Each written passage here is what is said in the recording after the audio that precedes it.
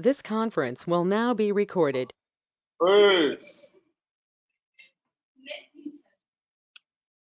Article 25 के दो हिस्से थे। पहला हिस्सा क्या था? Freedom of profession,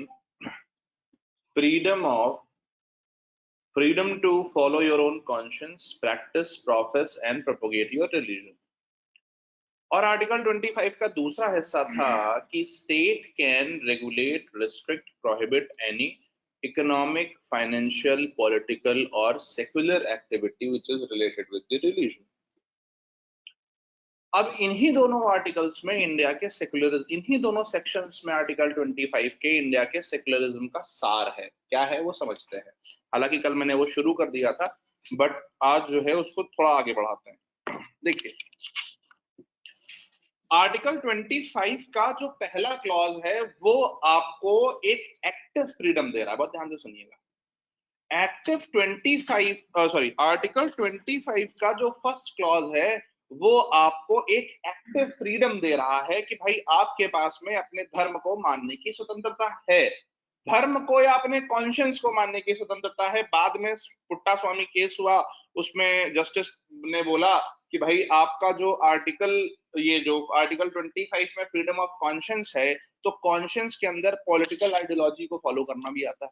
conscience is not limited to religion, conscience is not limited to religion. तो उन्होंने कहा कि आर्टिकल 25 में जब हम फ्रीडम ऑफ कॉन्शियंस बोल रहे हैं, आई रिपीट, उन्होंने कहा आर्टिकल 25 में जब हम फ्रीडम ऑफ कॉन्शियंस बोल रहे हैं तो वो freedom of conscience,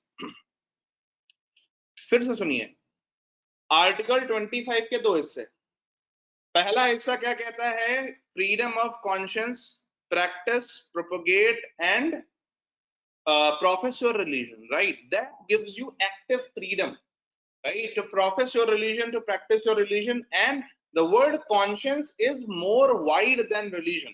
In Putta Swami case, Supreme Court has already said that in freedom of conscience, freedom to practice or freedom to have any political ideology also comes under your freedom of conscience. So 25 ka A section gives you active freedom, not absolute freedom, because it has some checks: public health, morality, public order. इन तीन आधारों पर आपके article 25 की freedom को control भी किया जा सकता है। लेकिन जब आर्टिकल 25 में हमने फ्रीडम दे दी कि भाई आप अपना धर्म मानिए, 26 के अंदर में हमने ये कह दिया कि आप अपने धर्म के अफेयर्स को स्वयं मैनेज करिए।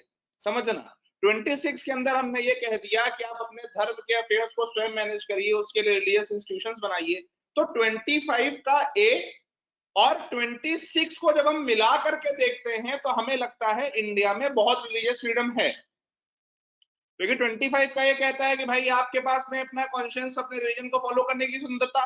26 कहता है कि अपने रिलीजन के अफेयर्स को मैनेज करने के लिए उससे रिलेटेड जो भी मैटर्स हैं, पूजा कैसे करनी है, कहाँ करनी है, शादी कैसे करनी है, ये सब कुछ मैनेज करने के लिए आप जो है वो अपने इंस्टीट्यूशंस बना सकते हो और वो इंस्टीट्यूशंस आपके अपने रिलीजियस अफेयर्स को मैनेज करें।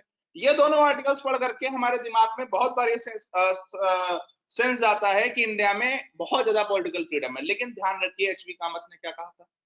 एचवी कामत ने कहा था कि धर्म के नाम पर अगर कभी आपके धर्म के अंदर करप्शन आ जाए, धर्म के अंदर ऐसी प्रैक्टिसेस आ जाएं जो आपके धर्म के लिए एसेंशियल या जरूरी नहीं है, जिनका आपके धर्म से कोई लेना देना नहीं है, उस केस में क्या होगा? ध्यान से सुनना। पब्लिक मोरालिटी को करप्ट होने से बचाने के लिए, भाई आपने कोई चीज कह दी कि हमारे धर्म में ये तो अलाउ है, मान लीजिए पॉलीगैमी अलाउ है, तो क्या हो रहा है? पूरा समाज पॉलीगैमी करने लगा। पॉलीगैमी मतलब बहुत सारे विवाह करना पुरुषों के द्वारा, तो महिलाओं की क्या स्थिति होगी? तो पूरे समाज की कलेक्टिव मोरालिटी खराब हो रही है, नहीं खराब हो रही? पूरे समाज में महिलाओं की स्थिति खराब हो रही है, नहीं खराब हो रही है? तो कभी भी अगर स्टेट को लगे कि नहीं, धर्म के नाम पर यहाँ कुछ गड़बड़ हो रहा है, तो वो क्या कर सकता है? वो धर्म की ऐसी एक्टिविटीज को जो धर्म में गलत आ गई हैं, धर्म में जो नहीं थी शुरुआत में, बाद में आ गई, या धर्म की ऐसी एक्टिविटीज को जिनका नेचर प्योरली रिलीजियस नहीं है, और ध्यान से सुनना, जिनका नेचर प्योरली रिलीजियस नहीं है। फॉर एग्जाम्पल, कोई इकोनॉमिक एक्टिविटी है, कोई फाइनेंशियल एक्टिविटी है, कोई पॉलिटिकल एक्टिविटी है, या कोई सेक्युलर एक्टिविटी है। अब जरा जो हमने कल पढ़ा था और आज जो पढ़ा वो समझिए। यूनिफॉर्म सिविल कोड पे जब आप डिबेट्स देखेंगे, राज्यसभा टीवी की बहुत बढ़िया 2 डिबेट्स है, मैं भेज दूंगा, सर्च भी कर सकते हैं आप। उसमें एक जज जब बोल रहे हैं तो वो बोलते बोलते इस जगह पर अटक जाते हैं, शायद उन्हें बोलते बोलते खुद भी एहसास हो जाता है कि मैं गलत बोल रहा हूं, समझ रहे हैं। वो कहते हैं कि भाई यूनिफॉर्म सिविल कोड यूनिफॉर्मिटी लाने की बात कर रहा है, हेंस इट इज रॉन्ग। वो कहते हैं कि यूनिफॉर्म सिविल कोड यूनिफॉर्मिटी लाने की बात कर रहा है, हेंस इट इज रॉन्ग, क्योंकि हमारे यहाँ डाइवर्सिटी है। लेकिन वो बोलते बोलते खुद रुक जाते हैं, और उनके रुकते ही सामने वाला काउंटर क्या देता है, साहब आर्टिकल 25 का क्लॉज 2 में स्वयं ये लिखा हुआ है कि गवर्नमेंट जो है, सॉरी जो स्टेट है, वो आपकी secular activity, financial activity, economic activity को रेगुलेट करेगा। और कल आपने पढ़ा कि कॉन्स्टिट्यूएंट असेंबली में एचवी कामत बोल क्या रहे, मतलब समझो इसका बैकग्राउंड क्या है। जब कभी भी जुडिशरी में ये क्वेश्चन जाता है, कोई भी क्वेश्चन जाता है, तो why they always refer to constituent assembly debates, मतलब वो जब उस पर चर्चा कर रहे थे तो उनका कॉन्टेक्स्ट क्या था, किस आधार पर वो उस पर चर्चा कर रहे थे। कल आपने देखा एचवी कामत ने क्या कहा, उन्होंने कहा बहुत सारे रिलीजन्स ऐसे हैं जिनमें करप्शन हो रहा है। करप्शन हो रहा है मतलब उनकी रिलीजियस प्रैक्टिसेस डिटोरिएट हो रही हैं, अननेसेसरी चीजें उसमें आ रही हैं। तो स्टेट के पास में ये होना चाहिए कि स्टेट ऐसी रिलीजियस प्रैक्टिसेस को रेगुलेट, रिस्ट्रिक्ट, प्रोहिबिट, रिपील कर सकता है। क्यों? क्योंकि उन्हें चिंता किस बात की थी कि अगर, देखिए एक शब्द डाला गया ना, पब्लिक मोरालिटी, कभी सोचा है क्यों डाला गया? बहुत वेग शब्द है, मान लिया, लेकिन कभी सोचा है क्यों डाला गया? अगर मान लीजिए आपके समाज में आपने कह दिया कि भाई हमारे धर्म में पॉलीगैमी चलती है, पूरे समाज में पॉलीगैमी होने लगी, तो पब्लिक मोरालिटी के खिलाफ है ना भाई ये। वो एक अलग केस है कि वो एक वाइड वर्ड है, डिफाइंड नहीं है। लेकिन जब ये डाला गया विषय कि पब्लिक मोरालिटी के अगेंस्ट होगा तो रिलीजियस फ्रीडम आपकी नहीं मानी जाएगी, तो डालने का विचार यही था कि कहीं ऐसा ना हो कि आप जो है वो सती प्रथा करने लगो, पॉलीगैमी करने लगो, ट्रिपल तलाक करने लगो, बाल विवाह करने लगो रिलीजन के नाम पर। और इसलिए वहां पर जो शब्द डाला गया सेक्युलर एक्टिविटी, जिस पर कल मैं उस तरफ एक साइड का आर्गुमेंट दे रहा था, आज मैं दूसरे साइड के आर्गुमेंट पर आ रहा हूं कि आपका आंसर ऐसे ही होना चाहिए। तो जो सेक्युलर एक्टिविटी डाला गया है उसका मतलब क्या है, आपके रिलीजन में, बहुत ध्यान से सुनना इस बात को, आपके रिलीजन में जो कोर रिलीजियस प्रैक्टिसेस हैं, बहुत ध्यान से सुनना, आपके रिलीजन में जो कोर रिलीजियस प्रैक्टिसेस हैं कि भाई मुझे मंदिर जाना है, मुझे वहां भगवान चाहिए, मैं भगवान की पूजा करूंगा, मैं ये त्योहार मनाऊंगा, this all that shall not be touched. But जो ऐसी एक्टिविटीज हैं जो कहीं ना कहीं समाज की मोरालिटी के लिए खराब है और तुम्हारे धर्म के लिए इसेंशियल भी नहीं है, जो समाज की मोरालिटी के लिए खराब है और तुम्हारे धर्म के लिए इसेंशियल भी नहीं है, उन्हें स्टेट रेगुलेट, रिपील, प्रोहिबिट कर सकता है या रिस्ट्रिक्ट कर सकता है। 3 क्लास पहले हमने बहुत सिंपल भाषा में आपको बोल के निकल गए हम essential religious practices. Standing here today, can you comprehend how the definition and the meaning of Article 25 has been turned on its head? Just because you know what was the context in the Constituent debate, Constituent Assembly's debates. अब आपसे कोई पूछे कि क्या India में uniform civil code article 25 को breach नहीं करेगा, तो आपका जवाब क्या होगा? Article 25 defines the entire spectrum of secularism, which gives a space for regulating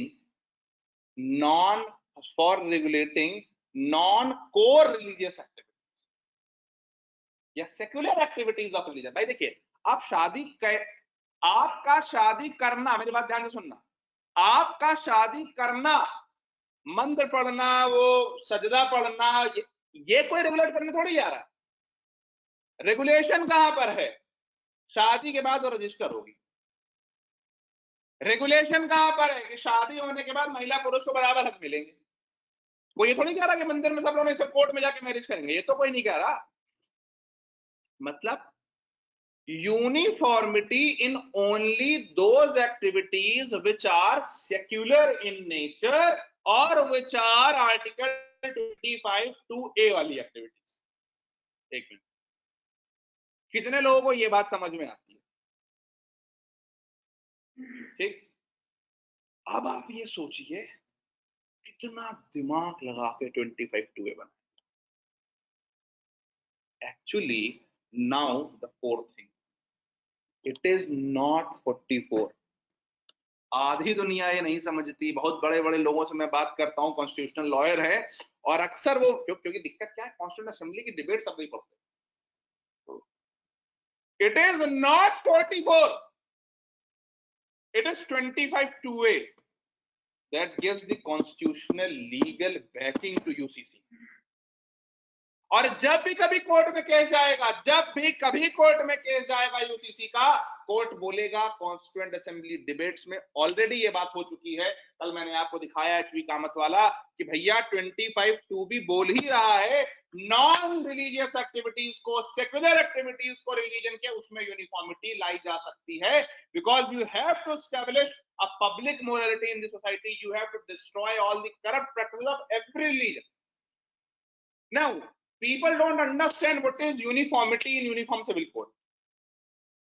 uniform civil code का यूनिफॉर्म मतलब for all religions without any partiality. यही तो इंडिया का सेक्युलरिज्म है। कोई एक रिलीजन नहीं, सबके लिए सब कुछ करना। पहला क्लास याद करिए, इंडिया का सेक्युलरिज्म क्या है? कोई एक धर्म को पैटर्नाइज नहीं करना, सभी के लिए सब कुछ करना, सभी के लिए सबको आगे बढ़ाने की कोशिश करना, वो इंडिया का सेक्युलरिज्म।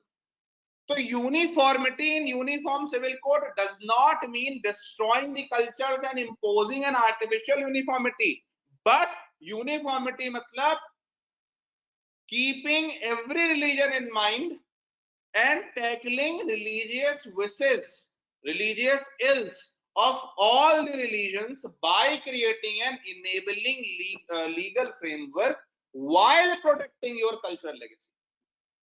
कोई ये नहीं कह रहा कि मौलाना नहीं आएगा, हाजी नहीं आएगा, पंडित नहीं आएगा, सात फेरे नहीं होंगे, मंगलसूत्र नहीं बंधेगा, हाथ नहीं दिया जाएगा, कन्यादान नहीं होगा, कोई ये नहीं कह रहा।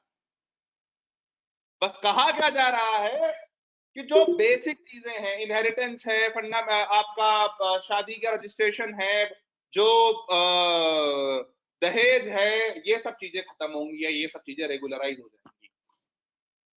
एवरीथिंग डाइवोर्स सब कुछ ठीक है। तो 25 2A is where the game lies.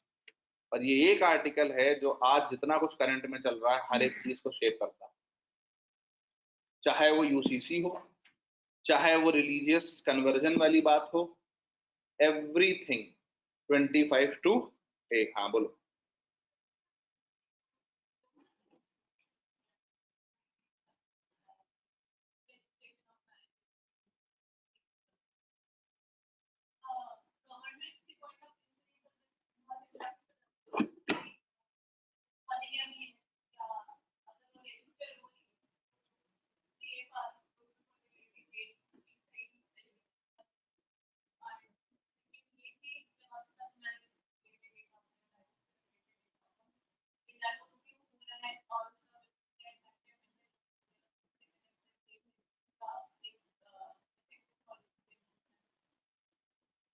हाँ बोल सकते हैं। और ये एक बहुत बड़ी समस्या भी है, नॉन अवेलेबिलिटी ऑफ डेटा।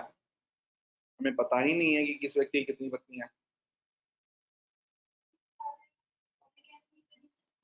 बिल्कुल हाँ।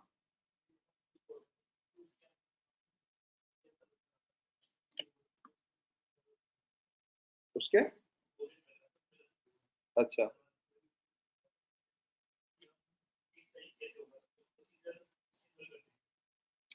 प्रोसीजर सिंगल किस चीज का करेंगे ये इंपॉर्टेंट है भाई। देखो ऐसा है, प्रोसीजर का मतलब ये है जहां पर रिलीजियस एक्टिविटी खत्म होंगी वहां से प्रोसीजर से एक होगा। मैं एक मिनट, मैरिज करना according to your customs is your religion, article 25A। Marriage को रजिस्टर कराना is secular activity, legal activity 25(2) है। बात समझ नहीं समझ रहे? डाइवोर्स का process is a secular activity. Do you understand? Succession का process is a secular and legal activity. ठीक है ना बात? ये चीजें एक होंगी। You need to understand that religious sphere will not be touched only in those cases जहां पर कोई ऐसी रिलीजियस एक्टिविटी है जो फंडामेंटल राइट्स को वायलेट कर रही है, ग्रॉसली वायलेट कर रही है, आर्टिकल 13 के अगेंस्ट में जा रही है, उनको हम रोकेंगे। ठीक बात है? कुछ पूछना हो, कुछ जांचना हो तो पूछो।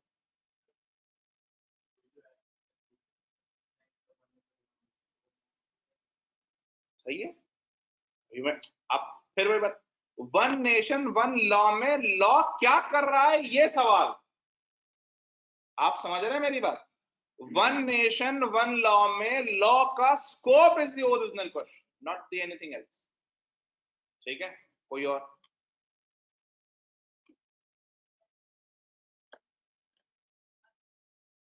वो अलग सर, उसके लिए एक अलग लॉ है। ठीक है भाई, कल जो मैं आपको एचवी कामत वाली डिबेट पढ़ा रहा था उसमें उन्होंने ऊपर बोल ही दिया ना कि what is the need for this. अब पक्का यहां तक किसी को कोई डाउट नहीं है, मैं क्योंकि 25 मैं समझा करके आगे बढ़ना चाह रहा था डिबेट पे। एक बार सब लोग बेयर एक्ट से 25 एक बार और पढ़ लें।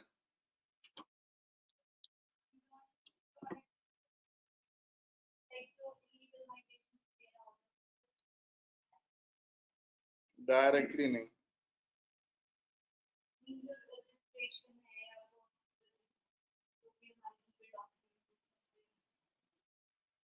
वो बोल सकते हैं कि हमारे पास एक रिकॉर्ड होगा।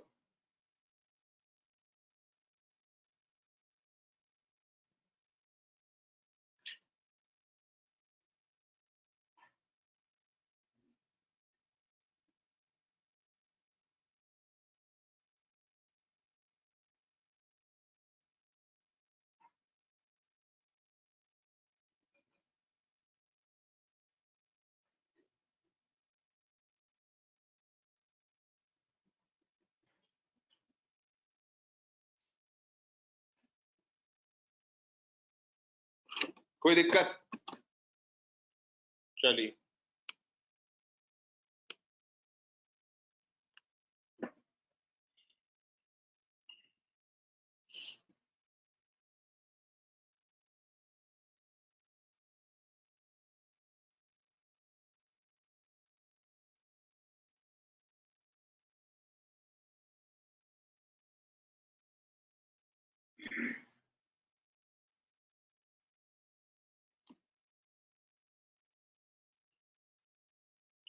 तो प्रोफेसर केटी शाह को हमने देख लिया था। केटी शाह क्या कह रहे थे कि 20, हाँ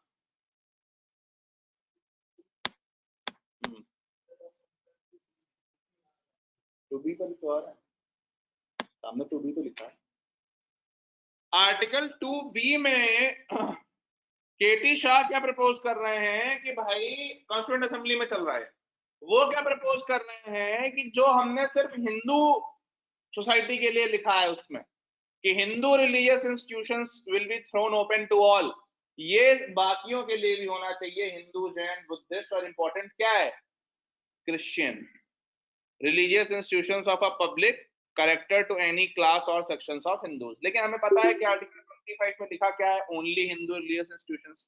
और उसमें एक्सप्लेनेशन 2 में लिखा हुआ है कि हिंदूज के अंदर कौन कौन आएगा, जैन, बुद्ध और सिख। अब आप एक छोटी सी एक सवाल है मेरा, दो चीजें। पहला सवाल हिंदू ही क्यों, और दूसरा सवाल हिंदू के अंदर जैन, सिख और बौद्ध ही क्यों? क्यों? क्योंकि ये इंडिया में, आई एम सॉरी, ये भारत में पैदा हुए सनातन धर्म के सिस्टर रिलीजन्स हैं जो सनातन धर्म से निकले। अब आप एक चीज ध्यान दीजिए, स्वयं कॉन्स्टिट्यूशन मेकर्स वही डेफिनेशन ले रहे हैं इंडिया की ज्योग्राफिकल आइडेंटिटी वाली। इंडस रिवर के ईस्ट में जो कुछ भी है, इंडस रिवर के ईस्ट में जो कुछ भी नेटिव है वो हिंदू शब्द के अंदर लिया गया है। कॉन्स्टिट्यूएंट असेंबली की बात हो रही है, आप समझ लो। सावरकर की परिभाषा है ये। No matter what you say and no matter what you shout outside. जो सावरकर की परिभाषा है, सावरकर जी की परिभाषा है कि हिंदू कौन, Hindu is a geopolitical identity.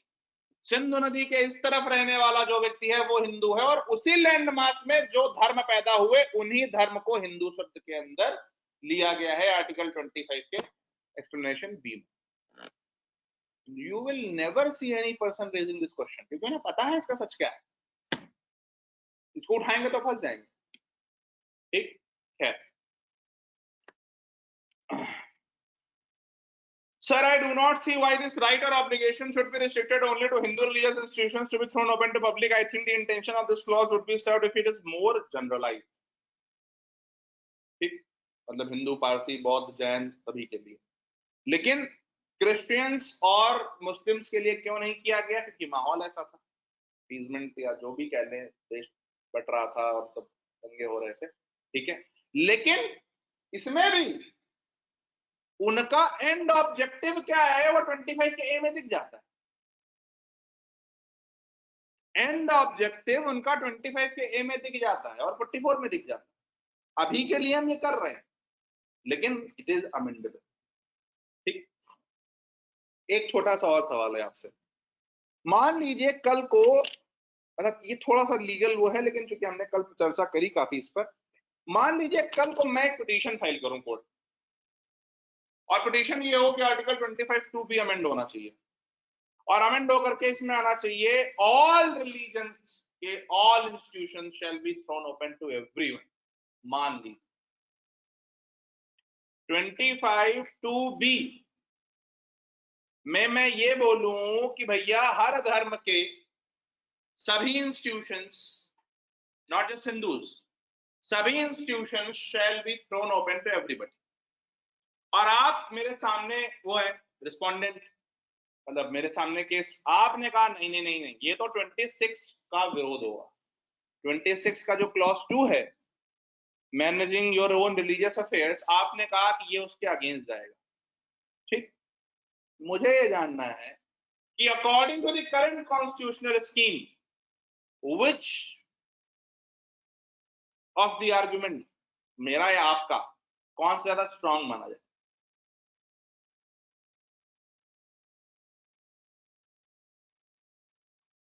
क्यों?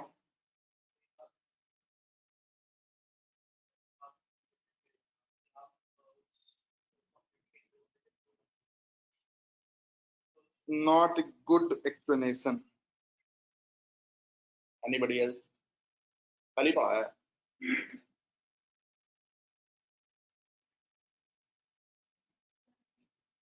मैंने कहा कि अगर मैं ये कहूं कि हिंदू की जगह all religious institutions of all religion should be thrown open to all 25 में, मैं 25(2) ये होना चाहिए, और तुम सामने से ये बोलो कि नहीं ये नहीं होना चाहिए कि हमारे पास 26 का 2B है, managing your own religious affairs. मेरा आज की करंट कॉन्स्टिट्यूशनल स्कीम में मेरा आर्गुमेंट में वेट ज्यादा होगा है तुम्हारे?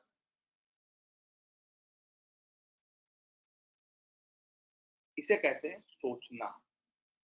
आप जो पढ़ रहे हो और मैं जिस तरह से पढ़ा रहा हूं, ये मजा असली तभी आएगा जब आप सोचोगे। कल ही पढ़ाया था, हमारे कॉन्स्टिट्यूशन में सबसे इंपॉर्टेंट 3 टेनेट्स कौन से हैं? 14, 19, 21। और 14 क्या बोलता है? मैंने क्या बोला था? सेकुलरिज्म का आधार क्या है? Treating all the religions equally. तो मेरा आर्ग्यूमेंट क्यों ज्यादा भारी पड़ेगा आप पर? आप पर्सनल लॉस की बात कर रहे हो और मैं कह रहा हूं नहीं नहीं, कॉन्स्टिट्यूशन का बेसिक फीचर क्या है? इक्वलिटी। तो मेरा आर्ग्यूमेंट भारी पड़ेगा, लेकिन अगर सामने वाले में दम है, जैसा दीपक टाइप का आदमी है, तो वो क्या बोलेगा? सर ये तो एब्सोल्यूट इक्वलिटी की बात कर रहे हैं, हमारे यहाँ तो प्रोपोर्शनल दी हुई है ना। इक्विटी जिसको आप कहते हो, equal protection of similar people, similar condition, similar loss for similar people in similar conditions. तो वो बोलेगा अरे सर ये तो तो इक्वलिटी का कौन सा स्पेक्ट्रम आप लेना चाहते हो? क्या आप फोर्स जबर मतलब इक्वलिटी बिफोर लॉ सबको एक तरह कर दोगे, या प्रोपोर्शनल इक्विटी लाओगे? अब उसमें भी जुडिशरी को, ये जुडिशरी के ऊपर है कि वो ये सोचे कि क्या समय आ गया है एब्सोल्यूट इक्वलिटी का। हमने आपको बताया था ना कि जो इक्वल प्रोटेक्शन ऑफ लॉ है ये कुछ समय तक दिया जाता है, उसके बाद इक्वलिटी बिफोर लॉ लाई जाती है। Uniform civil code equality before law है। Article 26 managing its own religious affairs equal protection of law है, वो कुछ समय के लिए सोचा गया था। तो इस केस में जुडिशरी, ये जुडिशरी का डिस्क्रिशन है, उसका विजडम है, उसकी अपनी सोच है कि उसको क्या लगता है, क्या उसको ये लगता है कि नहीं नहीं it is time to implement equality before law, or you still need to continue with personal laws, equal protection of law. Try to inculcate this thought process. This is called constitutional thought process. और कोई कठिन नहीं है, खाली 4 चीजें हैं संविधान में। पहला प्रीएम्बल, दूसरा फंडामेंटल राइट्स में 14, 19, 21, इसी पे सारे फंडामेंटल राइट्स चलेंगे। मैंने उस दिन आपको 14 और सारा सेकुलरिज्म जोड़ दिया था, सारा सेकुलरिज्म मैंने आपको 14 से ही जोड़ दिया था, मैंने आपको बताया 14 से ही निकल रहा है, ठीक। उसके अलावा आपका बचता है फेडरलिज्म, ठीक है ना, और चौथा आपका जो है वो बचता है पार्लियामेंट्री सिस्टम। बस यही 4 चीजें पॉलिटिक्स में, इसके अलावा कुछ नहीं। सारे सवाल इन्हीं के आसपास ही बनेंगे, चाहे प्रीलिम्स का देख लीजिए, ऑप्शनल का देख लीजिए, कुछ भी देख लीजिए, ठीक। खैर, यहां तक कोई डाउट हो तो बताइए, पानी पिलाइए, ऐसा लग रहा है बहुत ज्ञान ज्यादा दे दिया आपको।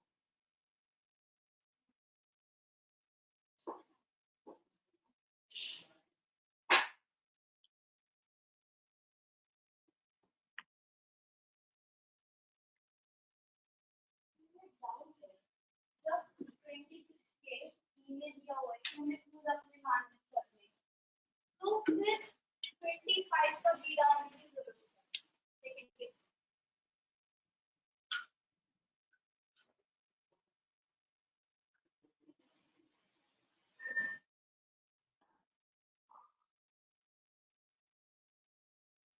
है। इनका सवाल है कि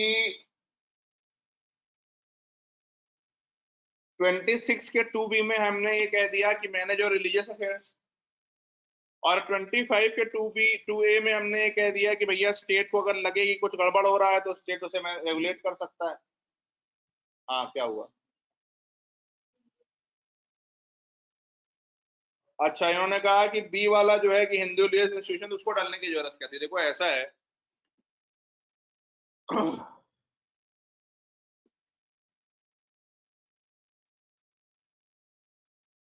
25 2B is activating article 14, you need to understand this। कल से मैं सेम बात चिल्ला रहा हूँ। 25 2B is activating article 14 and 26 was a temporary article। The nature of 26 was to satisfy the situation of that society जो 47 में थी, ठीक है, कि देश में जो है वो दुनिया भर की दिक्कतें हो रही थी, और उस समय पर जो है आपको देश को इस रास्ते पर ले जाना था कि लोगों को लगे कि हाँ भाई हमारा धर्म से यहाँ खिलवाड़ नहीं होगा, या हमारा धर्म प्रोटेक्टेड रहेगा, हमारा कल्चर प्रोटेक्टेड रहेगा। तो उस समय, एक मिनट रुक जाओ, उस समय पर जो है वो 26 को इसलिए डाला गया था, लेकिन जो विजन था वो क्लियर था कि हमें आगे देश को कहाँ लेके जाना है, तो आर्टिकल 44, ठीक है, तो वो ध्यान रखिए। नहीं, चलिए,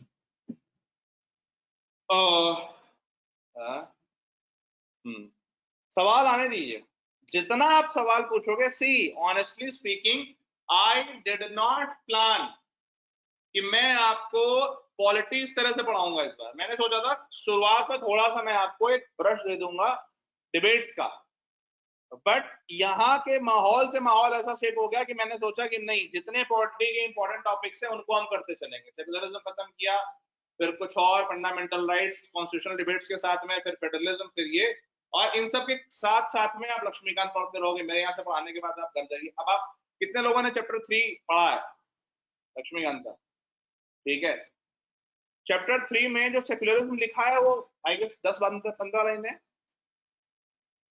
ठीक, 10 लाइन है।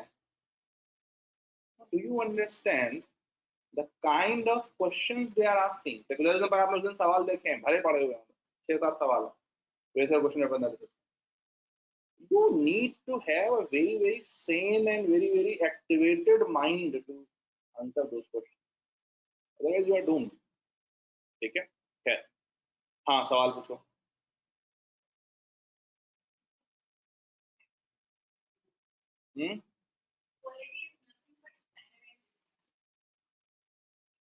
Equality before law is standardization.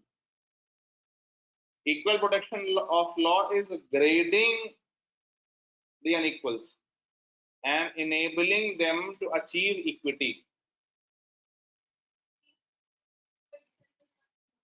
No.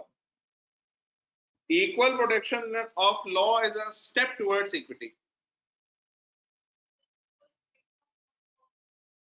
No. Equal protection of law plus equality before law combined, they are equity. कोई भी अकेला इक्विटी नहीं है, दोनों जब मिल, आप सोचिए ना, पागल थोड़ी है कॉन्स्टिट्यूशन मेकर। आर्टिकल 14 में वो कह रहे हैं equality before law and equal protection of law, ठीक है ना, साथ साथ, और नहीं है। आपने 14 खोलिए जरा, आर्टिकल 14 खोलिए।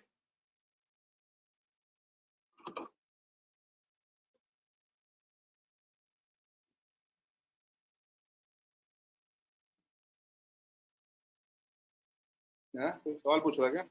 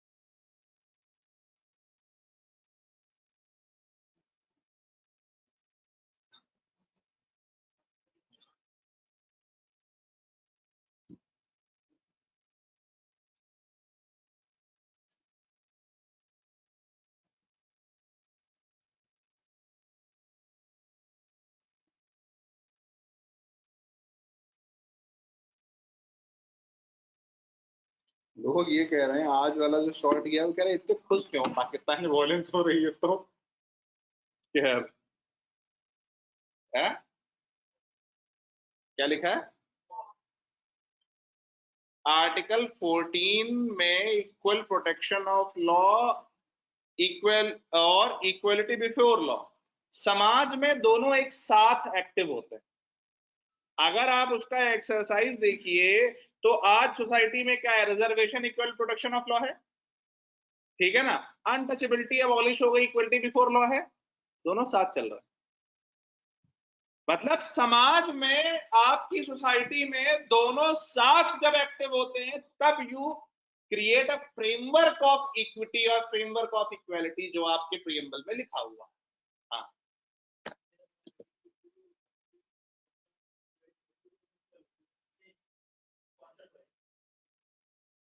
इंटरचेंजेबली यूज किया जाता है, लेकिन इक्विटी का मतलब होता है प्रोपोर्शनल इक्वालिटी, ठीक है। खैर, और कुछ कोई पूछना चाहता हो, किसी के मन में कुलबुलाहट मच रही हो?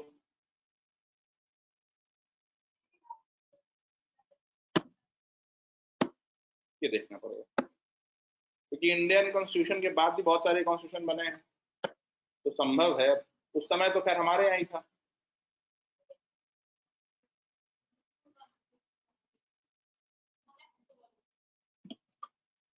अब वो हो सकता है और क्या बढ़ाया, हमें नहीं मालूम। ठीक, खैर सारे लोग जा सकते हैं, हाँ सारे जेंडर्स सब कुछ जा सकते हैं, ठीक है ना। अब ये एक विवादास्पद विषय है तो मैं इसमें नहीं जाना चाह रहा, ठीक है। हैं? हाँ बोलो। देखो फिर से वही बात जो मैंने कल जहां पे छोड़ा था कि that place is religious in nature, and if that place is religious in nature, then article 26b, manage your religious affairs, ठीक। तो अब आपकी मर्जी है कि आप चाहेंगे ये ना आए ये ना आए, उसमें अगर आपको दिक्कत है तो आप कोर्ट जाइए 25(2) को लेकर के, 2A को लेकर के कि भाई ये तो हमारी एंट्री। अब कोर्ट ये डिसाइड करे कि मंदिर में एंट्री देना सेक्युलर है या नॉन सेक्युलर है, तो मंदिर में एंट्री देना तो सेक्युलर एक्टिविटी हो नहीं सकती, क्योंकि and of the day it is a religious place. अब उस मंदिर में दुकान लगाना सेक्युलर एक्टिविटी है या नहीं है, 25(2) के फाइनेंशियल एक्टिविटी के अंदर आती है, ये भी कोर्ट डिसाइड करेगा। लेकिन बात वही है कि मैंने जिसको आप कर रहे हो, यू विल से कि भाई नहीं नहीं ये फाइनेंशियल एक्टिविटी नहीं है, हमारे मंदिर के प्रमाइस के अंदर हो रही है, तो रिलीजियस एक्टिविटी का हिस्सा है। तो ये कोर्ट पर छोड़ दिया जाए, ये विवादास्पद विषय है। मैंने बोला ना पहले ही कि क्या रिलीजियस है क्या सेक्युलर है, तलाक शादी ये सब तो सेक्युलर है, समझ में आता है, secular in way of their registration, not how they are being done, right. लेकिन ये चीजें इसेंशियल रिलीजियस प्रैक्टिसेस या रिलीजियस है या नहीं, ये कोर्ट का काम है डिसाइड करना, ठीक है। तो वो ध्यान रखो। फिर वो जैसा दीपक की लाइन आ जाती है कि if you will apply secular logic to religious places then you will not tolerate if I apply, yes.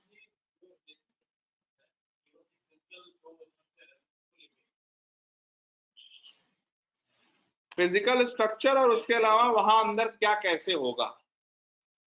Jagannath मंदिर है तो जगन्नाथ मंदिर में जो है कि मान लो रथ यात्रा निकलती है तो कैसे निकलेगी, क्या निकलेगी, कौन क्या करेगा, कितने लोग होंगे, कैसे पूजा होगी, कहां से क्या आएगा, किसकी एंट्री होगी, ये भी रिलीजियस इंस्टीट्यूशन है, ठीक है। जैसे मान लीजिए आपने देखा होगा कई कई मंदिरों में कह देते हैं कि यार तुमने लेदर पहना है तो जाओ वापस, या बेल्ट हटा करके जाइए। क्यों? क्योंकि वो मुद्दा रिलीजन से जुड़ा हुआ है ना, श्रद्धा से जुड़ा हुआ मुद्दा है, दे हैव द राइट, ठीक।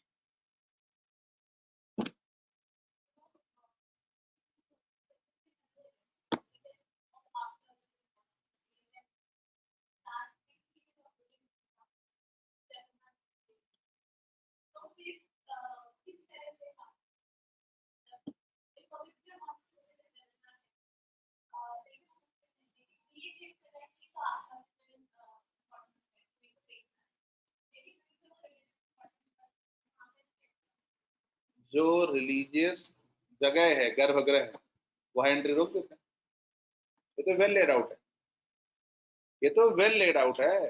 आप गर्भगृह में नहीं जा सकते, आप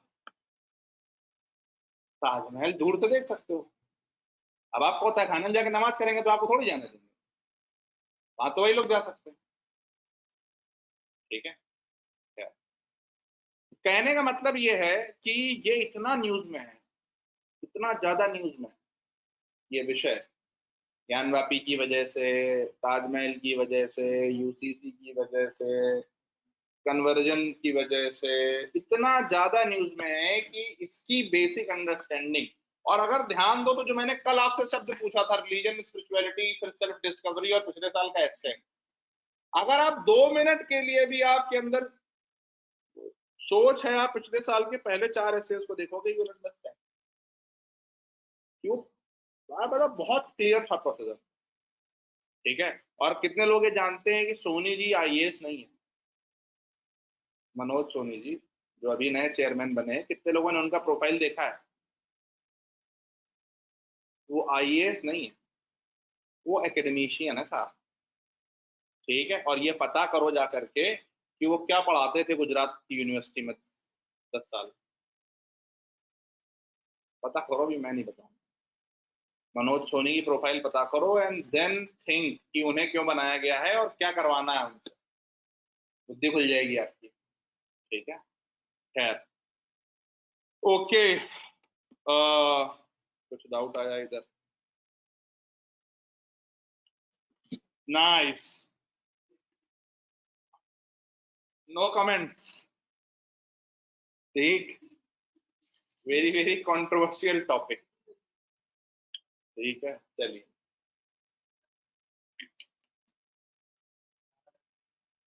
हाँ भाई, क्या पढ़ाते थे सोनी जी?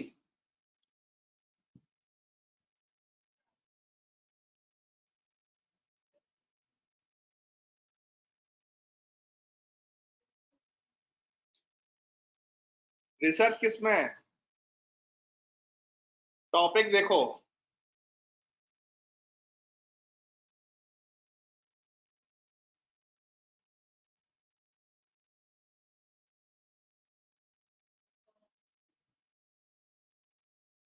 टॉपिक भी देखो थीसिस का।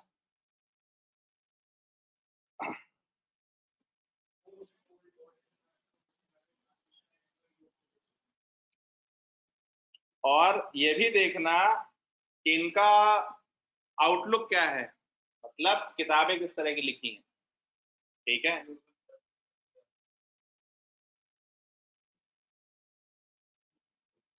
एक आर्टिकल मैंने 22 वाले ग्रुप पे भेज रखा है इनके बारे में। ठीक है, खैर अह,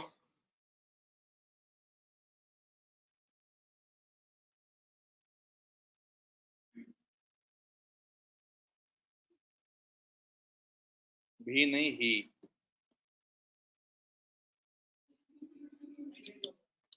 आगे जिस दिन This conference will now be recorded. मुस्की मार के बोलते हैं अभी बहुत कुछ सीखना बाकी है। हमने कहा जी क्या, चलिए।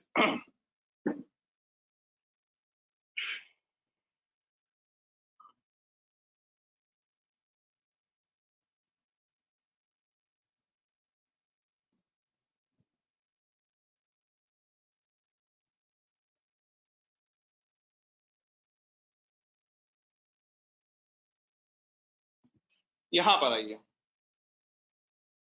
Now, with regard to Hindu religious institutions of public character, we are all aware that there are various classes of these institutions, such as temples, religious mutts, educational institutions, or pathsalas, conducted by these institutions or attached to these institutions. So far as temples are concerned, I am sure that all of us are aware that almost all of the provinces, including some states, have already passed law throwing open temples to all classes or sections of Hindus.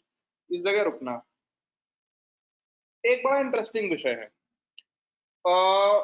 एक बार मैं कहीं debate देख रहा था तो एक अपनी तरफ का ही व्यक्ति वो ये कह रहे हैं कि temples are strictly place of religious matters. कितने लोगों को लगता है ये शब्द, ये वाक्य सही है कि temples are strictly and only religious places? हाँ बताइए।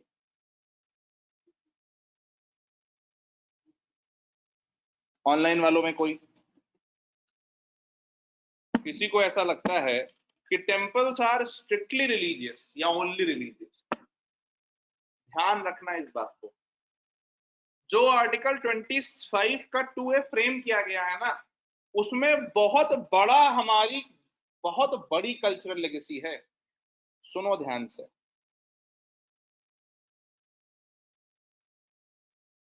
सुनो अंजलि, सुनो ध्यान से। हमारे यहाँ मंदिर थे क्या, पहले तो आप ये समझ लीजिए। हमारे यहाँ मंदिर का मतलब ये था, अगर आप दक्षिण के मंदिर की बात, दक्षिण के मंदिरों की बात करें, इवन नॉर्थ के बहुत सारे तोड़ दिए गए। तो मंदिर का मतलब क्या था? मंदिर का मतलब एक तो वहां जाकर के आप पूजा कर रहे हैं, वो रिलीजियस एक्टिविटी हो गई। दूसरा, मंदिर को जो है वो राजा ने बहुत सारी लैंड दान दे रखी है, उस लैंड पर वो टैक्स कलेक्शन कर रहा है वहां से, और वहां से उस टैक्स कलेक्शन से वो बहुत सारे की एजुकेशन की व्यवस्था कर रहा है लोगों की।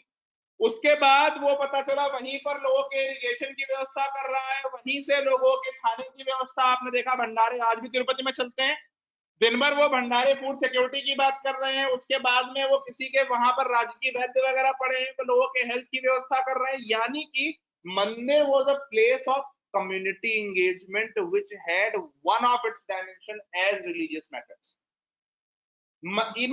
आप इस बात को समझने की कोशिश करिए, मंदिर जो है वो हमारी एक कम्युनिटी थ्राइविंग लाइफ थी। मंदिर का सिर्फ एक हिस्सा रिलीजियस मैटर से था, क्योंकि भगवान ने हमेशा क्या कहा, नर सेवा ही नारायण सेवा।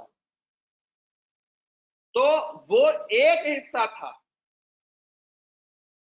रिलीजियोसिटी, उसके अलावा मंदिर है 20 अदर थिंग्स। इसीलिए मैं कह रहा हूं कि आपके यहां जो मंदिर है वो सिर्फ रिलीजियस कैरेक्टर उनका नहीं, मंदिरों का सिर्फ रिलीजियस कैरेक्टर नहीं है। ठीक, और इसलिए आर्टिकल 26 का जो 2A है वो हमारी अपनी कल्चरल लेगेसी है। वो कोई सेक्युलरिज्म या किसी दूसरे को रोकने के लिए नहीं, नहीं, नहीं, वो हमारी अपनी लेगेसी। हमें पता था कि हमारे मंदिर सिर्फ स्ट्रिक्टली रिलीजियस नहीं है। कितने लोगों को कल से आज तक एक सी चेंज लगा है?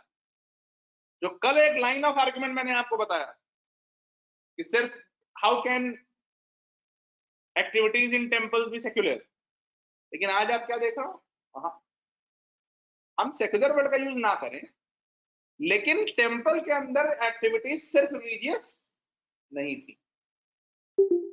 इसलिए हमने कहा temples shall be thrown open to all. क्यों? टेम्पल सोशल वेलफेयर का काम कर रहे हैं, तो सोशल वेलफेयर से किसी को हम वंचित क्यों करें, किसी को हम डिप्राइव क्यों करें? अब आपको एक बड़ी रंगबाज बात बताता हूं। आर्टिकल 38 खोलिए बेयर एक्ट में।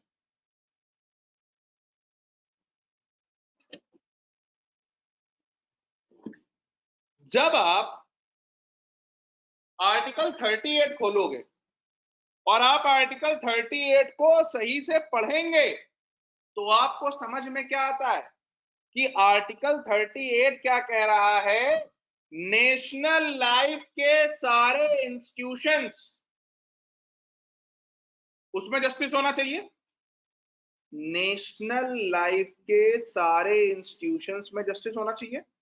स्टेट की सोशल वेलफेयर की भावना होनी चाहिए। अबे भाई, सोशल इकोनॉमिक पॉलिटिकल जस्टिस में पहला है सोशल जस्टिस। वो क्या होता है? सोशल जस्टिस का मतलब समाज में किसी के साथ भेदभाव ना होना, कि हर एक व्यक्ति को इक्वलिटी का एहसास हो कि भाई हम सब बराबर है। तो और इंस्टीट्यूट क्या लिखा है, institutions of national life. Now the problem what the people don't understand is temples were institutions, not temples. Temples were institutions, not just temples. जब वो शिक्षा, स्वास्थ्य, एग्रीकल्चर, फूड सबकी व्यवस्था कर रहे हैं तो सोशल वेलफेयर कर रहे हैं। और उसके अलावा उनका अपना एक रेवेन्यू स्ट्रीम है, उनको लैंड ग्रांट है, उससे वो टैक्स कलेक्ट कर रहे हैं, ऑटोनमस तरीके से अपने काम चला रहे हैं। क्या मतलब? वो एक ऑटोनमस इंस्टीट्यूशन है, ऑटोनमस बॉडी है भाई है? कुछ टेम्पल बैंक्स की तरह काम करते थे, वो लोन दिया करते थे, एक्सचेंज सेंटर हुआ करते थे, ट्रेडिंग हब हुआ करते थे। तो कहने का मतलब क्या है कि हमें एक चीज ध्यान रखनी होगी, institutions of national life, temples were institutions of national life because, अब ध्यान से सुनना, फर्स्ट दे वर ऑटोनमस, उनको पावर दे दी गई आप अपना काम करिए। Second, they were doing social welfare and they were not just religious. They were religious but not just religious. ठीक, ये इंडिया का सेक्युलरिज्म का एक हिस्सा है कि हमारे रिलीजन, हमारे temple, they were also actively taking part in a non-religious activity. इसलिए 25 का 2 है। अब 25 का 2 है, समझ में आया नहीं समझ में आया? चर्चेज और मस्जिद में सिर्फ रिलीजियस एजुकेशन दी जाती है। चर्च में सिर्फ कॉन्वेंट पढ़ाई जाती है, मस्जिद में सिर्फ और सिर्फ, मदरसे में सिर्फ और सिर्फ कुरान पढ़ाई जाती है। ठीक, सिर्फ रिलीजियस एजुकेशन हो रही है। हमारे यहाँ क्या हो रहा है, हमारे यहाँ प्रॉपर स्कूल्स चलते थे। अगर आप नालंदा की बात करेंगे तो नालंदा में विज्ञान पढ़ाया जा रहा है। How many of you know कि नालंदा में logical reasoning, hydraulic engineering, astronomy, physics, chemistry, mathematics सब कुछ चल रहा है। और नालंदा को जो है वो 100 गांवों का वो दे रखा था रेवेन्यू। 100 गांव से आप रेवेन्यू इकट्ठा करिए और आप अपना काम चलाइए। तो एजुकेशन भी अगर सिर्फ रिलीजियस हुई तो फिर you are end of the day you are religious. There is no non religious activity that you are doing. और एक और चीज, हमारे यहाँ पर क्या हो रहा था, हमारे यहाँ अगर मान लीजिए कोई मंदिर है तो पता चला वो डैम बनवा रहा, टैंक इरिगेशन साउथ में करा रहा, वहां से नहरें बनवा रहा, कैनाल्स बनवा रहा, मतलब temples were doing PWD, public work development. ठीक, इसलिए temples were institutions. In no other religion you will find such activity being done by religious institutions। और हमारे लिए कॉमन था, बहुत ज्यादा कॉमन था। तभी तो हमने जब अभी अयोध्या वाला मंदिर बना है तो हमने उसमें भी हमने कहा ना अंदर सब कुछ बनाएंगे, एक हॉस्पिटल कॉम्प्लेक्स भी होगा, एक स्कूल होगा, एक लाइब्रेरी होगी, मंदिर अलग होगा। That was the original idea of, जैसे वो लोग कहते थे ना मंदिर की जगह वो अस्पताल। अबे भाई हमारे हर मंदिर में अस्पताल होता था, कहाँ पड़े हो? आज भी पुराने मंदिरों में जाइए तो मंदिर के सामने अगल में बगल में कहीं ना कहीं चैरिटेबल हॉस्पिटल मिल जाता है जो उसी मंदिर के नाम पर चल रहा होता है। शीतला माता वाले में चले जाइए, शीतला माता में तो चल ही रहा है आपके यहाँ पर, कितना बड़ा चल रहा है यहाँ पर। ठीक, तो कहने का मतलब ये है कि this is what I mean when I say that temples were non religious also. ये वर्ड इंपॉर्टेंट, ठीक है? यहां तक कोई डाउट हो तो बताइए। Is it fundamentally reformed today? मतलब जो कल आपने पढ़ा था बिल्कुल उसको और रिफाइन कर दिया है और महीन होता जा रहा है। कितने लोगों ने कल वाली क्लास नहीं देखी है? सबसे पहला काम तो आप कल की और आज की क्लास देखिएगा। ये दो क्लास अगर आप मिस हुई तो तार कट जाएगा, बिजली खत्म। ठीक, ये दो क्लासेस अगर रिवाइज नहीं हुई तो बत्ती चली जाएगी, तो ध्यान रखना, खुलेआम बोल रहा हूं। ठीक है, तान्या सिंह कुशवाहा, तुम्हारा कहाँ है वो डे प्लानर वगैरह?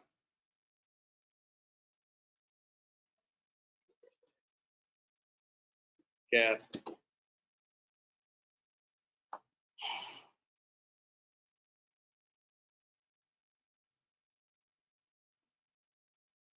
इस आदमी को शांति नहीं है क्या? प्रताप भानु मेहता लिख रहा है वन एक्ट ऑफ क्लोजर में ओपन अदर सिमिलर थिंग्स। कितने जहरीले हैं हैं? नहीं, नोटिफिकेशन आ गया तो पढ़ लिया। क्या?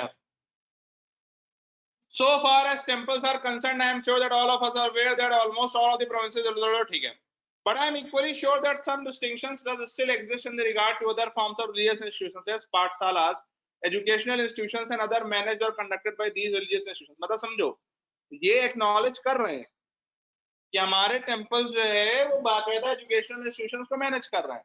As I have already explained, my object is to enlarge the scope of this clause and to include within it all classes and sections of Hindus। कितने लोग जानते हैं कि भारत में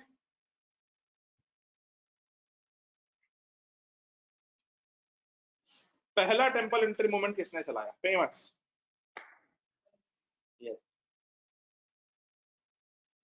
विनायक दामोदर सावरकर, महाराष्ट्र के रत्नागिरी में।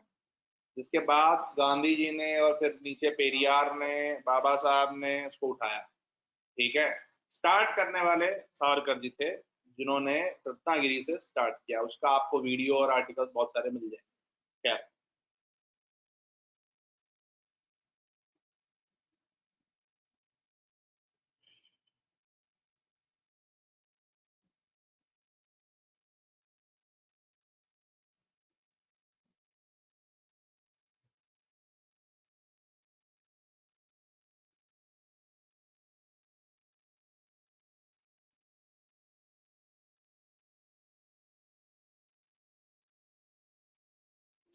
अब आइए Mohammad Ismail Khan.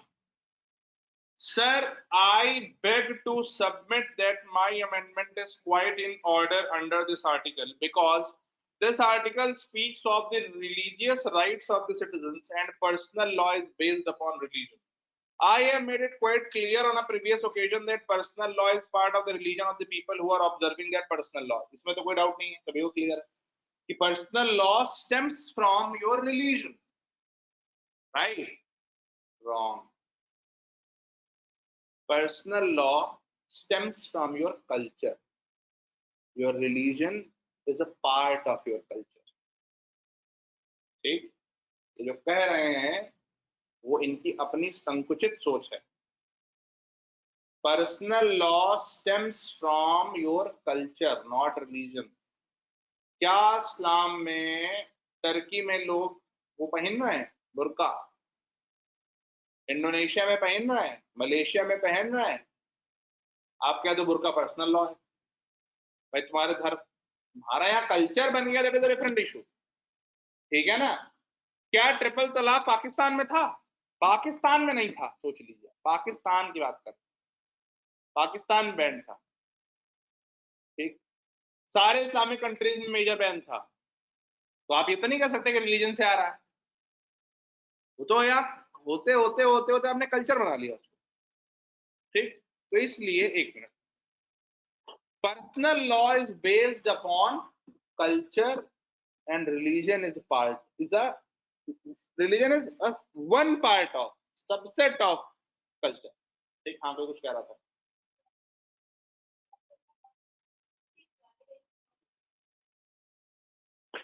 It is a modern connotation, right? Seeking validation from religion is a modern connotation. Yes.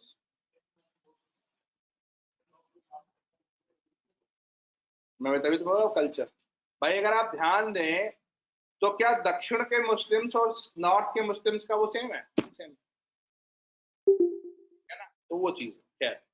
I have made it quite clear on a previous occasion that personal law is part of the religion of the people who are observing that personal law. I only want to make it clear that this article shall not preclude people from observing their personal law. I am putting it in a negative form because here the article says, nothing in this article shall affect the operation of any existing law or preclude the state from making any law regulating or restricting any economic, financial, political, or other secular activity which may be associated with religious practices.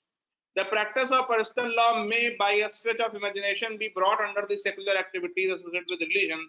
Therefore, I propose to make it clear that so far as personal law is concerned, the article shall not affect the observance thereof by the people concerned. That is my point. कह रहे हैं हो सकता है कल को आप कह दो कि पर्सनल लॉज भी सेक्युलर एक्टिविटी के अंदर आते हैं, जैसे आपने ट्रिपल तलाक में कह दिया या आप बाकी चीजों की बात कर रहे हैं, कह रहे हैं ये नहीं होना चाहिए। ठीक, अब इस पर हमारी क्या स्थिति है वो मैंने आपको बता दी है। ये इनका अपना विचार है कि आप इस तरह के किसी भी पर्सनल लॉ को सेक्युलर एक्टिविटीज के अंदर ला करके और स्टेट फिर उनको छू नहीं सकता।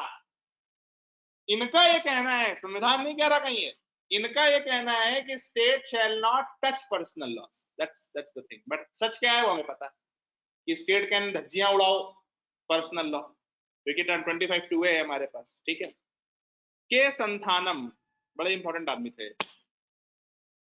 Sir, we have adopted a directive asking the state to endeavor to evolve a uniform civil code, and this particular amendment is a direct negation of that directive. On that ground also I think this is altogether inappropriate in this connection. समझो, ये कह रहे हैं sir हमने जब already ये कह दिया है कि हम यूनिफॉर्म सिविल कोड लाने वाले हैं, तो हम क्यों पर्सनल लॉ कर रहे हैं? हमें जरूरत ही नहीं है पर्सनल लॉ की। पर्सनल लॉ और यूनिफॉर्म सिविल कोड एक दूसरे के अगेंस्ट है, दे आर फंडामेंटली अपोजिट। और ये बड़ा पढ़ा लिखा आदमी है, ये वो आदमी जिसके रिकमेंडेशन पे बाद में सीवीसी बनी, के संतानम, ठीक, सेंट्रल विजिलेंस कमीशन। तो कहने का मतलब ये है कि ये कह रहे हैं कि uniform civil code is against, मतलब पर्सनल लॉ और यूनिफॉर्म सिविल कोड आर दो अलग अलग स्पेक्ट्रम।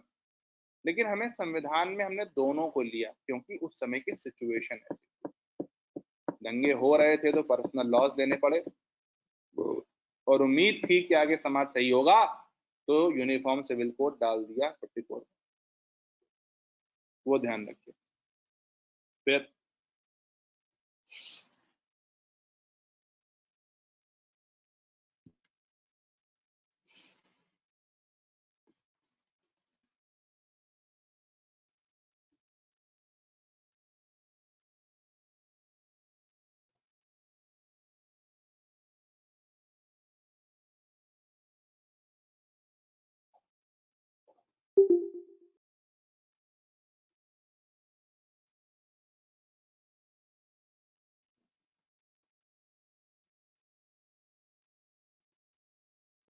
अब यहां से जो बोला जा रहा है वो बहुत तगड़ा, बहुत ज्यादा तगड़ा।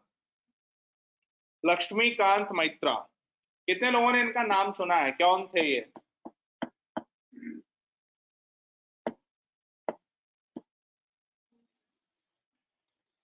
पता करके आइए ये कौन थे। वो कौन था जिसने कॉन्स्टिट्यूशन को एक्चुअली में ड्राफ्ट करा था? यस, अंबेडकर साहब ने वो ड्राफ्ट किया हुआ फाइनल कॉन्स्टिट्यूशन में चेंजेस करे थे। कोई एक आदमी था, पता करके आइए, आपकी आंखें खुलेंगे थोड़ी सी, पता करिए। लक्ष्मीकांत मैत्रा, क्या कह रहे हैं भाई? ओह, the Article 19 of the draft constitution confers on all persons the right to profess, practice and propagate any religion they like, but this right has been circumscribed by certain conditions which the state would be free to impose in the interest of public morality, public order and public health. आज का जो आपका article 25 है वही draft constitution में article 19 हुआ करता था। And also insofar as the right conferred here does not conflict in any way with the other provisions elaborated under this part of the constitution. Some of my friends argued that this right ought not to be permitted in this draft constitution for the simple reason that we have declared time and again that it is going to be a secular state, and as such practice of religion should not be permitted as a fundamental right. It has been further argued that by conferring the additional right to propagate a particular faith or religion, the door is open for all manner of troubles and conflicts which would eventually paralyze the normal life of the state. I would say at once that this conception of a secular state is wholly wrong. By secular state, as I understand it, is meant that the state is not going to make any discrimination whatsoever on the grounds of religion or community against any person professing any particular form of religious faith. ये हम पहले ही बात कर चुके हैं, यही से article 14 निकल रहा है, मतलब आर्टिकल 14 से ही निकल रहा है। This means in essence that no particular religion in the state will receive any state patronage whatsoever. मतलब किसी भी एक धर्म को बहुत ज्यादा बढ़ाया चढ़ाया नहीं जाएगा। The state is not going to establish, patronize or endow any particular religion to the exclusion or of or in preference to others, and that no citizen in the state will have any preferential treatment or will be discriminated against simply on the ground that he professes a particular form of religion. In other words, in the affairs of the state, the professing of any particular religion will not be taken into consideration at all. This I consider to be the essence of a secular state. At the same time, we must be very careful to see that is the land of ours. We do not deny to anybody the right not only to profess or practice but also to propagate any particular religion. अब आप एक चीज ध्यान दीजिए, ये लोग धोखा कहां खाए? इन्होंने प्रोपोगेट का मतलब क्या लिया, कौन बताएगा? What was in the minds of the constitution makers when they put this word propagate religion? कौन बताएगा?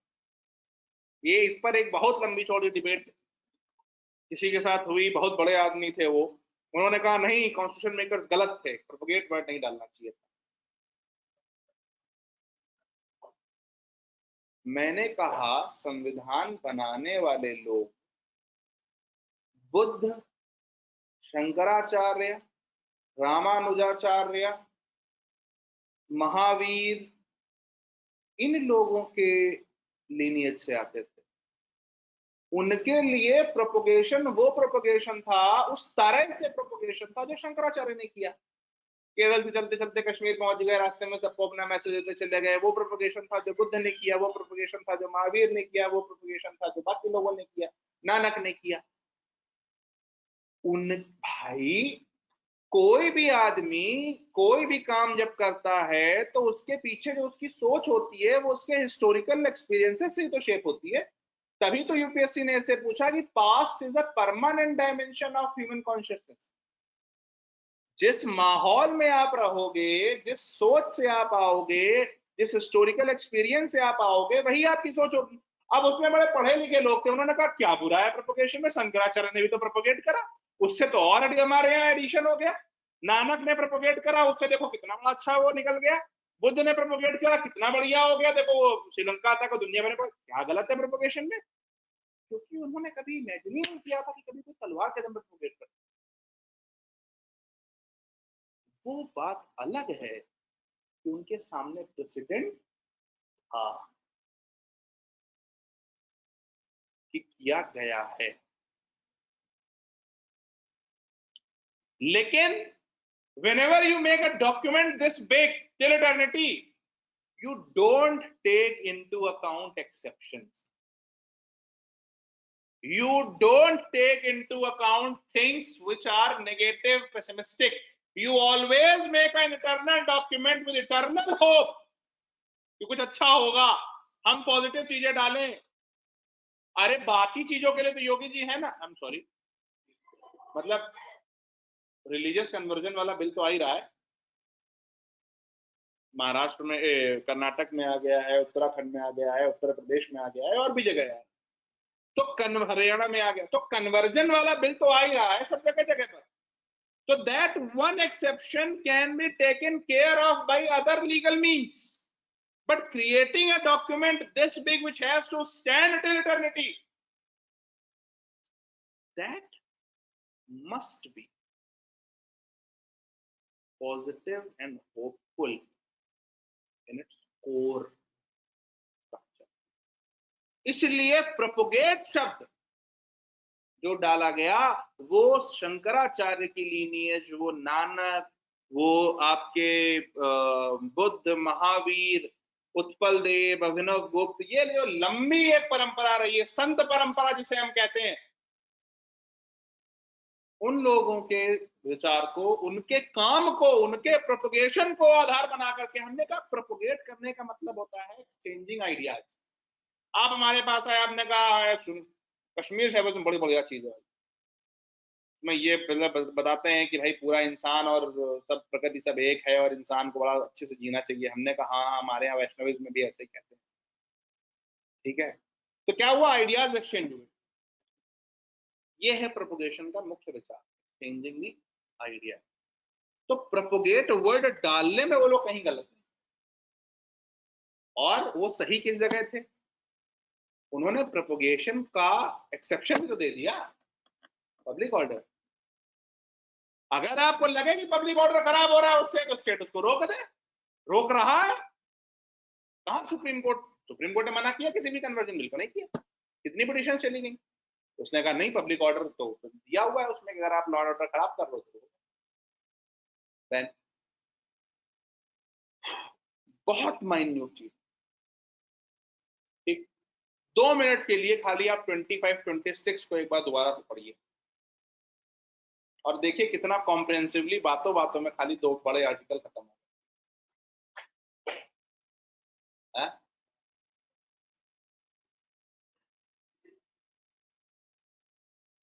जवाब तो मैं देना चाहता हूं। पहला जवाब तो ये है कि जब तुम्हारे सरकारी ऑफिसों में कर्मचारी थोड़ा ईमानदारी से काम करेंगे और सरकार हटाएंगे,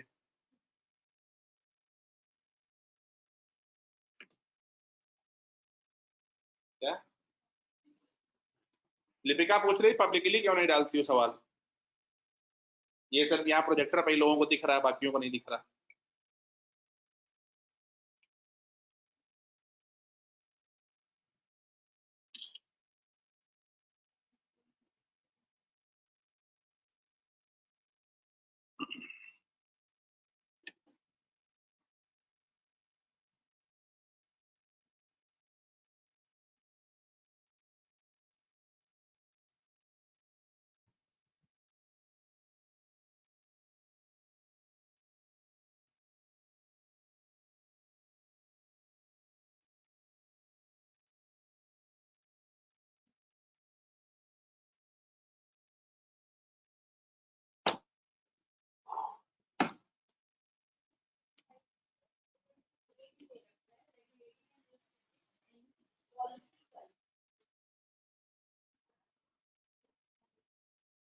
किसी रिलीजन के किसी कोई मठ है और उस मठ में जो हेड है वो इलेक्शन होता है उसका, उसके डेवोटीज के बीच में, तो इलेक्शन कैसे होगा, ये प्रोसेस एवेट किया जा सकता है।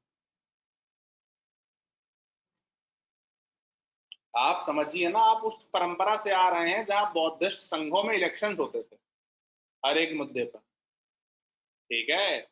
वो वाला जरा डॉक्यूमेंट, वो स्क्रीनशॉट भेज दो, बौद्धिस्ट संघों की डेमोक्रेसी वाला, तो उसमें प्रॉपर इलेक्शंस होते थे हर एक मुद्दे पर। आप उस परंपरा से आ रहे हैं, तो हमें पता है कि भैया हमारे रिलीजियस अफेयर्स में भी इतना सब कुछ सारे डायमेंशंस हैं, ठीक है।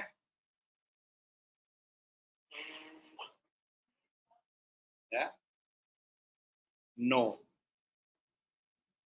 समय लगेगा ढूंढने में, इतनी आसानी से जवाब नहीं मिलेगा।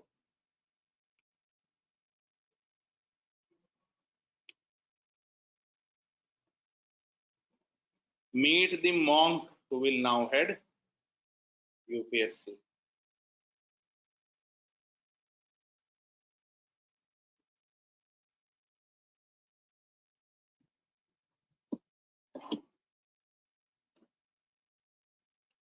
भेजा।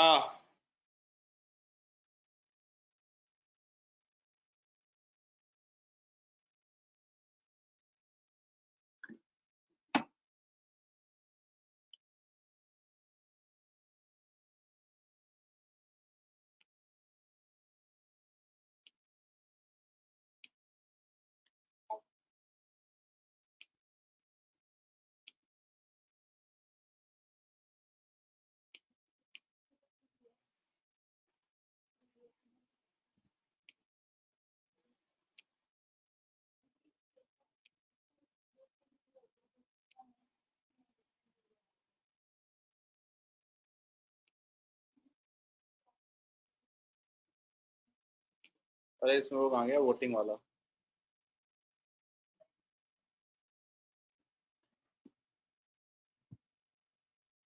तो ये आपके बौद्धिस्ट संघों का पूरा मामला था। Silence as assent, rules of business होते थे, मोशन वगैरह लाए जाते थे, प्रॉपर वोटिंग होती थी। तो आपके बुद्धिस्ट संघ इतने डेमोक्रेटिकली चल रहे थे, तो ऑब्वियस सी बात है कि हमें पता था, हमारे लोगों को पता था कि नहीं भाई, हमारा रिलीजन जो है वो सिर्फ और सिर्फ रिलीजियोसिटी पर ही बेस्ड नहीं है, ठीक है। क्योंकि रिलीजन तो हमारे यहाँ था ही नहीं ना, हम तो धर्म की बात कर रहे थे, धर्म में तो सब कुछ आता, ठीक है।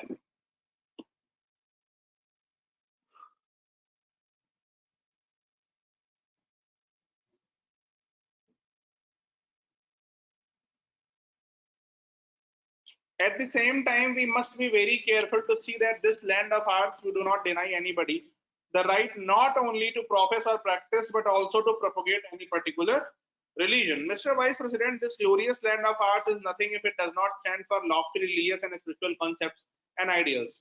अब आप समझो, ये लाइन देखिए इनकी, this glorious land of ours is nothing if it does not stand for lofty religious and spiritual concepts and ideals. Laxmikant मित्रा बोल रहे हैं इस बात। Now ask yourself after this line, what constitutes a nation? और ये line पढ़िए,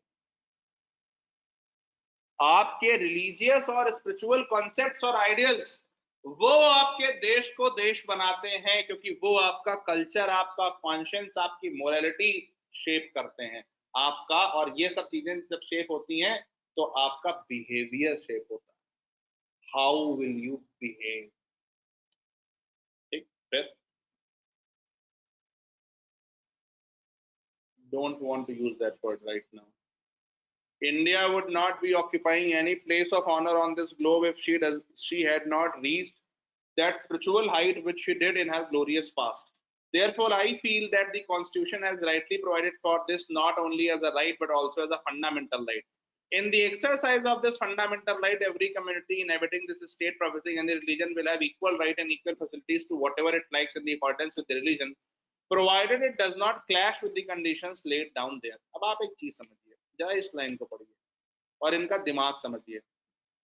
असल में ये लोग क्या सोच रहे थे, ये पढ़े लिखे लोग थे, तो इन्हें लगा कि हर एक व्यक्ति अपना रिलीजन प्रोपेगेट करे, जिसका अच्छा होगा वो जीत जाएगा, जिसके लॉजिक्स में दम होगी वो जीत जाएगा। इनकी सोच बड़ी सरल, बड़ी सीधी थी। इन्हें नहीं पता था कि लोग ऐसे भी आने वाले हैं जो आपको, ठीक, चावल का बोरा या तलवार। तो उस लाइन पर ये लोग गए नहीं, क्योंकि ये अपने आप में बहुत पढ़े लिखे और बड़े काबिल लोग थे और ये हिस्टोरिकल प्रेसिडेंट्स को देख करके चल रहे थे। तो इन्हें पता था कि वो कहता है ना, may the best team win. तो may the best religion with best logics, most relevant logics win. और इन्हें बड़ा भरोसा था अपनी सनातनता पर, अपनी टाइमलेसनेस पर, अपनी टाइमलेसनेस पर। तो उससे क्या होगा कि आपको ये पता होगा कि नहीं भाई, हम इतने टाइमलेस और इतने रेलेवेंट हैं कि हम तो हमेशा से चले आ रहे हैं, हम आगे भी चलते रहेंगे। तो इन्हें अपने आर्ग्यूमेंट्स पर भरोसा था, अपने लैंड के कल्चर पर भरोसा था, इसलिए इन्होंने कहा कोई बात नहीं, प्रोपोगेट करने दो, क्योंकि हमें तो पता है कि हम कितने डायनेमिक, कितने, मैंने आपको पहले ही बताया था हमारी बेस्ट वैल्यू क्या, डायनेमिज्म, बताया था ना, हमारी बेस्ट वैल्यू क्या, डायनेमिज्म। तो उस चीज का ध्यान रखिए। हाँ हाँ हाँ,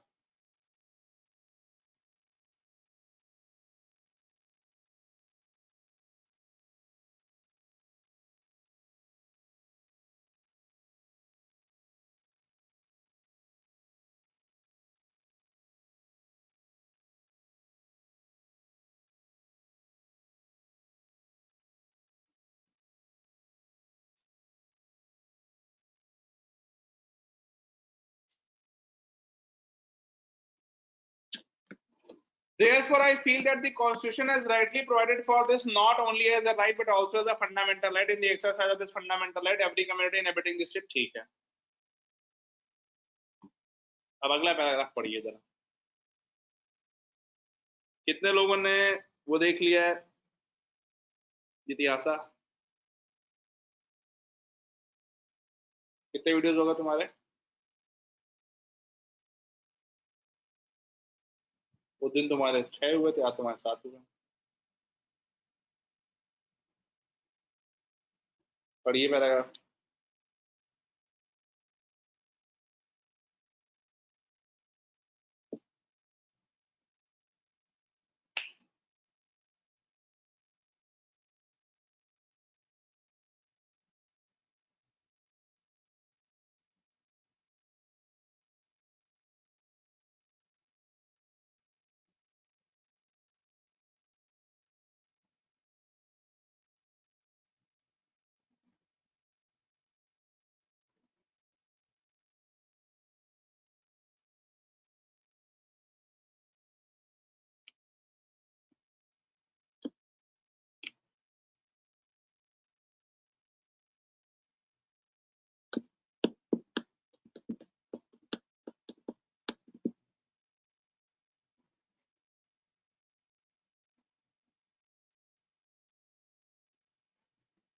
पढ़ लिया?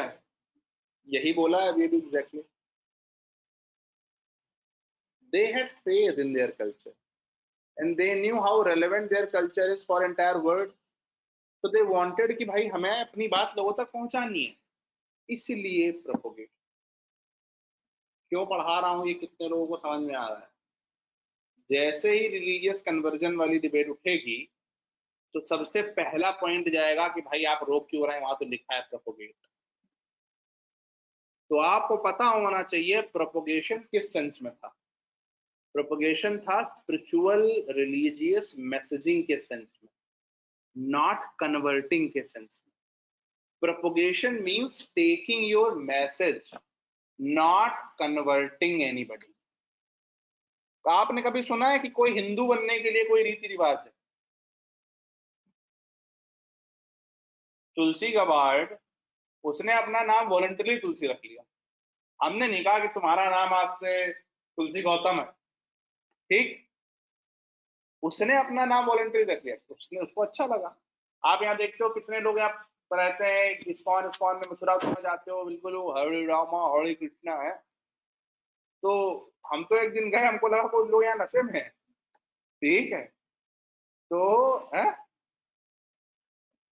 तो जो है हमने समझा, लोगों से हमने मतलब they are really very deep in their spiritual pursuit. हाँ, ठीक है ना?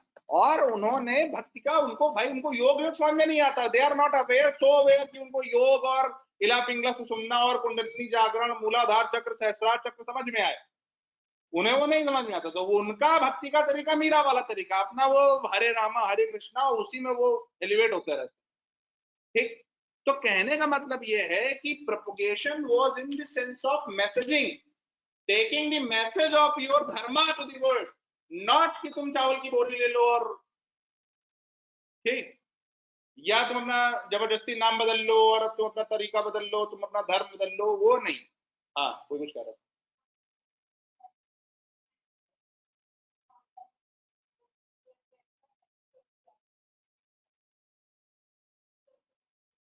हाँ, बिल्कुल सही बात है, ठीक है ना? मतलब now this is not harming anybody, right?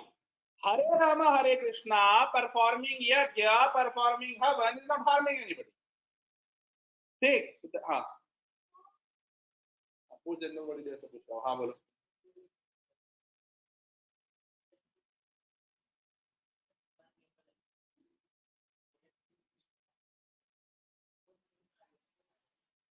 क्या आएगा?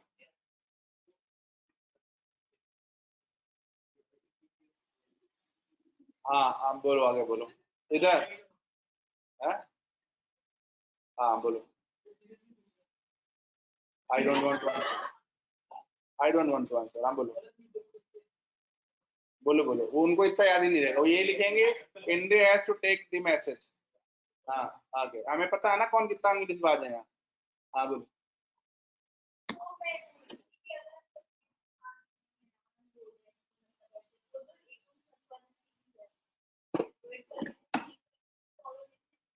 जी हाँ, एकम सत इज प्रोपोगेशन, ठीक है ना? एकम सत इज प्रोपोगेशन, और इसीलिए मैंने आपको बोला था कि एकम सत देखिए, इतिहासा और एकम सत जब आप देखेंगे तो यहां से बहुत तगड़ा कनेक्ट होने वाला है, ठीक है?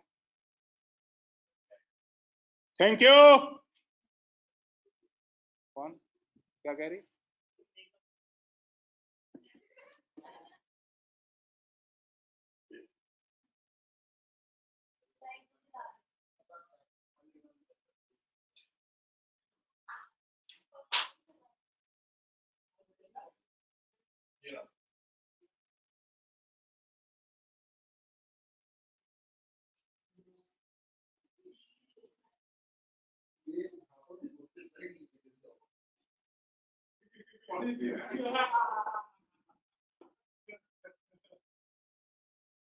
चलिए, एकम सत इज अ मस्ट, जो लोग नहीं देख रहे हैं देखें। एकम सत विल एवरीथिंग, जो भी आपने बिल्डिंग ब्लॉक्स में या इतिहासा में देखा है उसको सारे उससे कनेक्ट कर देगा। I have listened to some of the speeches that have been made in the connection with this article. It has been objected to, and it has been said that the right to propagate should be taken away. One honorable member suggested that if we conceded the right, the bloody upheaval which the country has witnessed of the late would again recur with full vehemence in the near future. I do not at all share the pessimism of my honorable friend. मैंने अभी भी बोला ना कि pessimistic नहीं होना इतने बड़े डॉक्यूमेंट को बनाते समय। Apparently, my honorable friend has not given a special consideration to the conditions that are imposed in this article. अभी भी बोला ना, conditions imposed हैं, public order, health and morality. Apparently, my honorable friend have not given a special consideration to the conditions that are imposed in this article, The power that this article imposes upon the state to intervene on certain occasions completely demolishes all chances of that kind of cataclysm which we have seen. 25 का 2A state को power दे रहा है, 25 का ए में conditions 3 लगी हुई हैं कि पब्लिक हेल्थ, पब्लिक ऑर्डर और मोरालिटी, यानी कि तुम्हारे रिलीजन के प्रोफेशन से ये 3 चीजें खराब हो रही हैं तो तुम्हारा रिलीजन का प्रोफेशन का अधिकार नहीं है तुम्हें।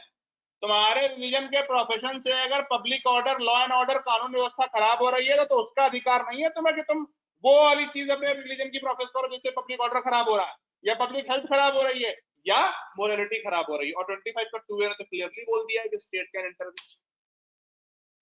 ठीक, तो बहुत बढ़िया बात बोल रहे हैं। अब आपको ये समझ में भी आ गया होगा इतना ज्ञान देने के बाद मेरे, जो ये कह रहे हैं कि the power that this article imposes upon the state to intervene on certain occasions completely demolishes all chance of that kind of cataclysm which we have seen. क्योंकि 25 को हमने इतना इक्विप कर दिया कि वो आपको किसी भी तरह का एंकी पेंकी बबलू डब्लू नहीं बनने देगा। ठीक, आगे। It has also been said that I am very sorry that an observation was made by an honorable member of the considerable eminence and understanding that the Christian community in its proselytizing zeal has sometimes transgressed its limits and has done acts which can never be justified. An instance of Bombay was in the defense of this position. ये कह रहे हैं ना ना ना आप यहाँ मत बोलिए, ज्यादा सब नहीं बोलना, ना चुप हो जाओ।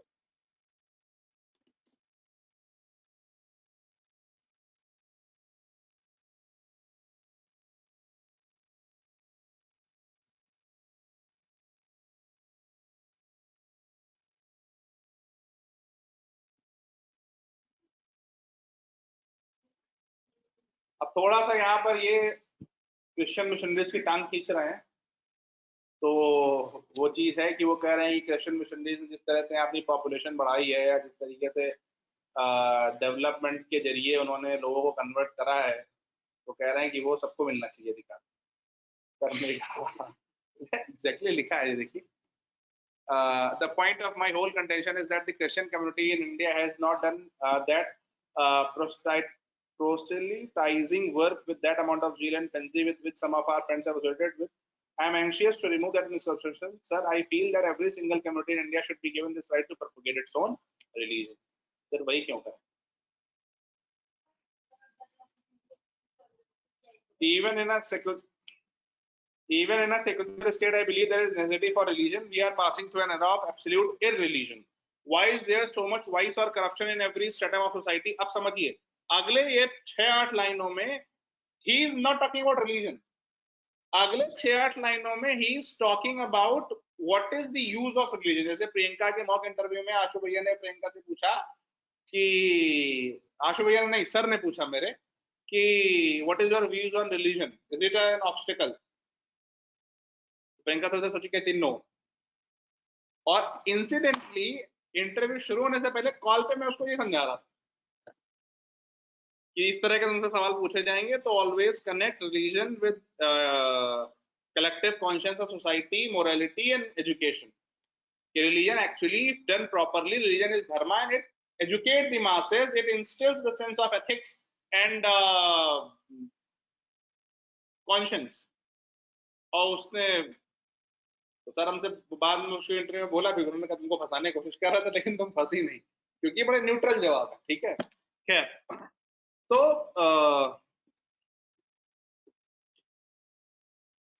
why is there so much vice or corruption in every stratum of society? Because we have forgotten the sense of values of things which our forefathers had inculcated.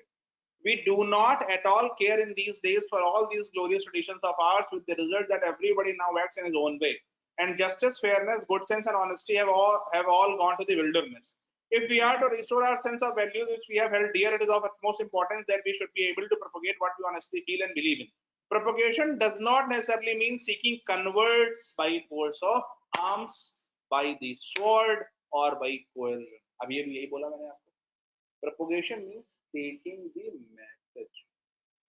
Propagation means taking the message.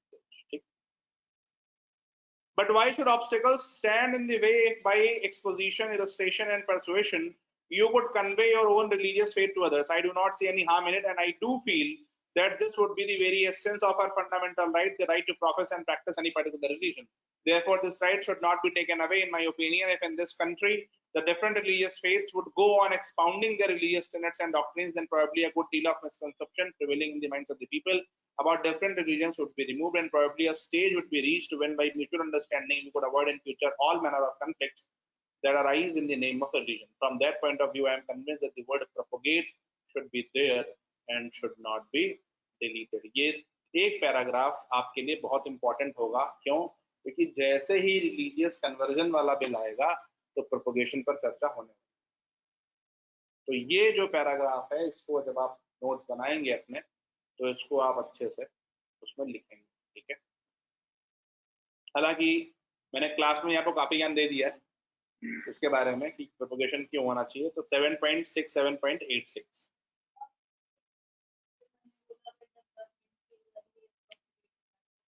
थोड़ा समय लगेगा तुम्हें वो समझने में। In this connection, I think I may remind the House that the whole matter was discussed in the Advisory Council and it was passed there. As such, I do not see any reason why we should now go back on that. ठीक है?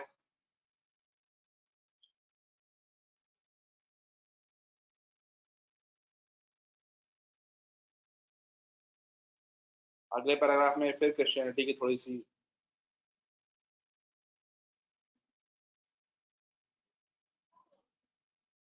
क्या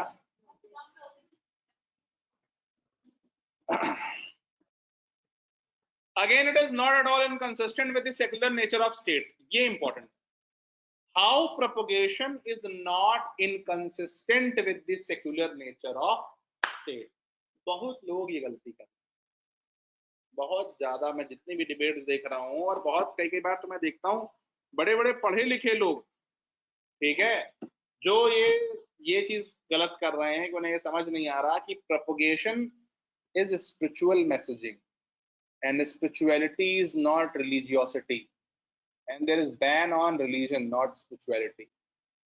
आपने कल ही परसों ही पढ़ा था ना कि state can do spiritual messaging, spiritual education state दे सकता है, ठीक, स्पिरिचुअलिटी को प्रोपोगेट कर सकता है, योगा प्रोपोगेट कर सकता है, योगा स्पिरिचुअलिटी है, ठीक, लेकिन रिलीजन प्रोपोगेट नहीं कर सकता। तो प्रोपोगेशन का मतलब हमारे यहाँ क्या है? इट इज नॉट किसकी पूजा कर रहा हो, इट इज की मैसेज क्या है, मैसेज इज प्रोपोगेशन। हमारा मैसेज दुनिया, हम हमेशा क्या कहते हैं, हमारा मैसेज क्या है दुनिया? भाई अगर आपने कहा सर्वे भवन्तु सुखिनः सर्वे सन्तु निरामया सर्वे भद्राणि पश्यन्तु मा कश्चित् दुःख भाग् भवेत्, ये हमारा मैसेज।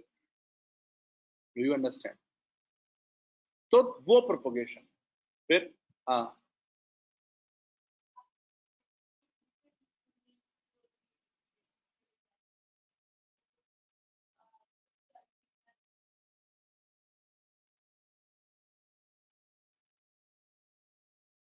स्पिरिचुअलिटी बिना रिलीजन के अचीव हो सकती है बशर्ते तुम्हारा धर्म सही हो।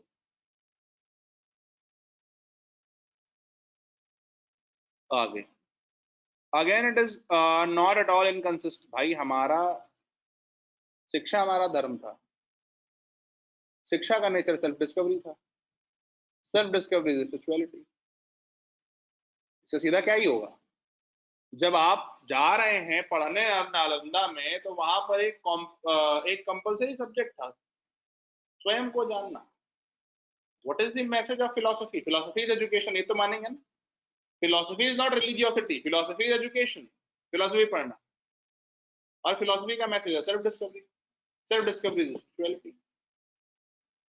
शिक्षा ही तुम्हें स्पिरिचुअलिटी की तरफ ले जाए। अब शिक्षा तुम खाली नंबर लाने वाली ले रहे हो या कैसी कॉम्प्रिहेंसिव ले रहे हो, वो तुम पर, ये तुम्हारे समझ पर। ठीक, आगे again it is not at all inconsistent with the secular nature of the state. After all,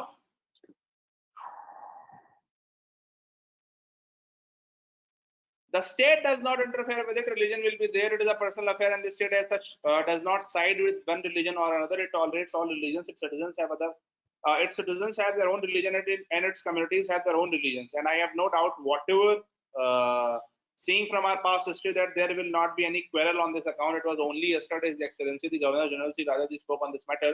It is very necessary that we should show tolerance, that is the spirit of all religions, to say that some religious people should not do propaganda or propagate their views is to show intolerance on our part. समझिए, हम ये नहीं कह रहे थे कि you cannot propagate your religion, but propagation on certain conditions, and propagation meant messaging, it does not meant converting. ये दिमाग में रखना बस, एवरीथिंग इज ठीक है.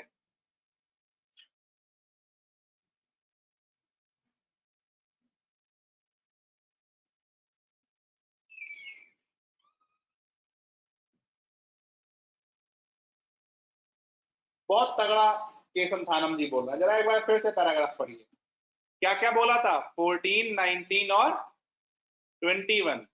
जो आज का आर्टिकल 19 है वो उस समय पर आर्टिकल 13 था, और जो आज का आर्टिकल 25 है वो उस समय आर्टिकल 19 था. तो ये ध्यान रखिए, जरा पढ़िए एक बार पैराग्राफ.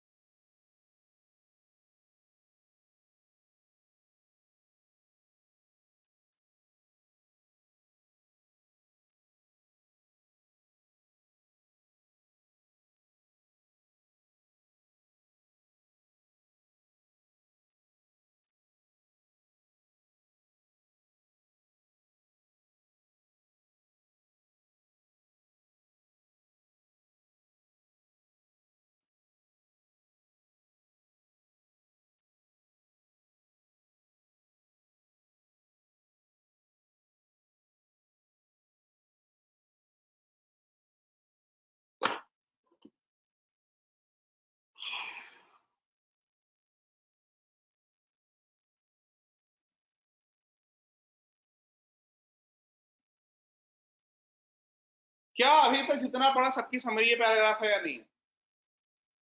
पहले दिन मैंने आपको बताया था कि हमारे यहाँ रिलीजियस फ्रीडम मतलब मेरी फ्रीडम जहां शुरू वहां तुम्हारी फ्रीडम खत्म. पहले दिन मैंने आपको बताया था रिलीजियस फ्रीडम मतलब इक्वलिटी फॉर ऑल, सब लोगों को उतनी ही स्वतंत्रता मिलेगी, किसी को ज्यादा किसी को कम नहीं मिलेगी. तीसरी चीज हमने क्या बोला? हमने ये बोला कि भैया हम सभी को अपना रिलीजन प्रोपेगेट करने की स्वतंत्रता है, लेकिन अगर एक ध्यान से सुनना, अगर तुम्हारा रिलीजन के प्रोपेगेट करने का मतलब कन्वर्ट करना है तो वो मेरे 13 और 21 आज के हिसाब से 19 और 21 के अगेंस्ट है. तुम कन्वर्ट करके साले को मेरे को किडनैप कर रहे हो, मुझे मार रहे हो, जबरदस्ती कन्वर्ट करा रहे हो. मेरी आर्टिकल 21 में क्या लिखा हुआ है? Right to life and bodily freedom. ठीक.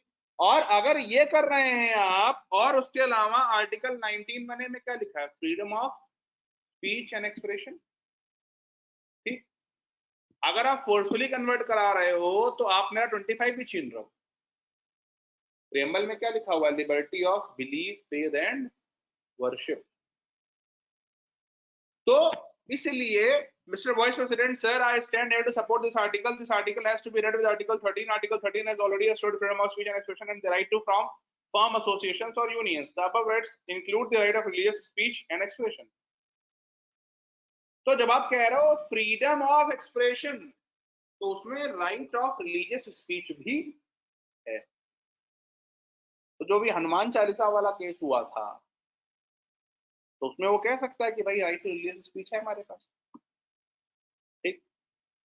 फिर an expression and the right to form religious association or unions. Therefore, Article 19 is really not so much an article on religious freedom, but an article on what I may call religious toleration. It is not so much the words all persons are equally entitled to freedom of conscience and the right freely to profess, practice, and propagate religion that are important. What are important are the governing words with which the article begins, subject to public order, morality, and health.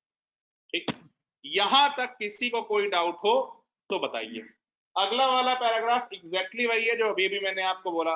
It is shaping social and moral conscience, जरा पढ़ लीजिए।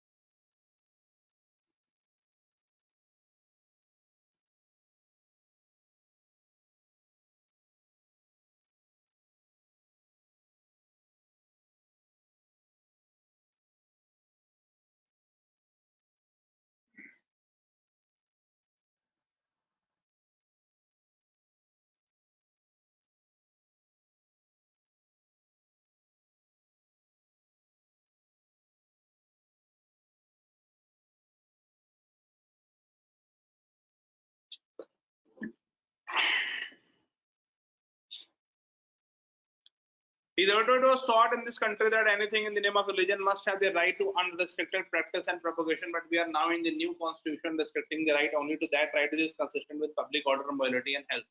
The full implication of this qualification are not easy to discover. Naturally, they will grow with the growing social and moral conscience of the people. For instance, I do not know if for a considerable period of time the people of India will think that Parda is consistent with the health of people. Similarly, there are many institutions of Hindu religion. The future conscience of the Hindu community will consider as inconsistent with morality. पहले दिन मैंने आपको एक बात बताई थी, हमारी society और हमारे कॉन्स्टिट्यूशन की सबसे इटरनल वैल्यू क्या है? डायनामिज्म। आखिरी लाइन पढ़ो, वही लिखा है कि नहीं? हो सकता है कुछ दिनों बाद हिंदू कम्युनिटी को लगे कि भैया पर्दा प्रथा खराब है, वो अपने आप ही का नहीं, मोरालिटी के हिसाब से सही नहीं, इसको हटाओ। यही तो तुम्हारा डायनामिज्म है। बुर्का अभी भी नहीं हटा है। अरे ऐसे थोड़ी बोला जाता है। मतलब फिर आगे, sir some discussion have taken place on the word propagate. ये मैं छोड़ देता हूँ, अब हमने कर लिया है काफी। तो दैट इज इट, मतलब that is what I wanted to talk in secularism. I guess it has taken our 4 classes. कल जब आप आएंगे तो हम एमपी जैन से 25 और 26 को भी करेंगे एक बार। मैं उसका ग्राउंड अभी लेकर देता हूँ, अखबार भेजना जरा।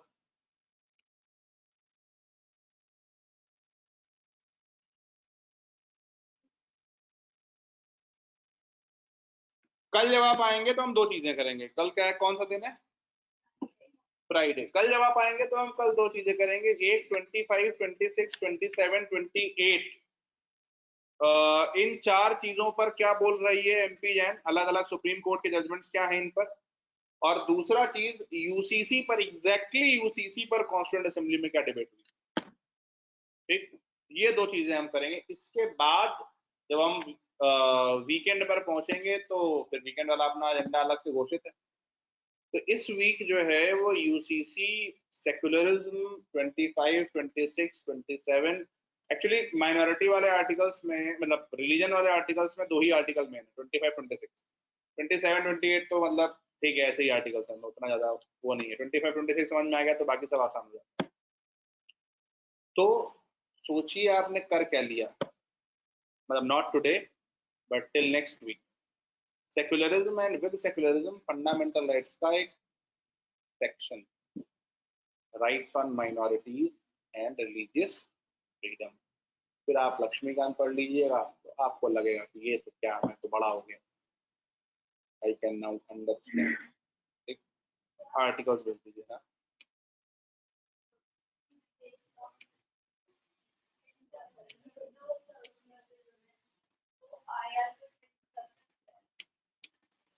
क्या कर सकता है? पूरा सवाल बोलो।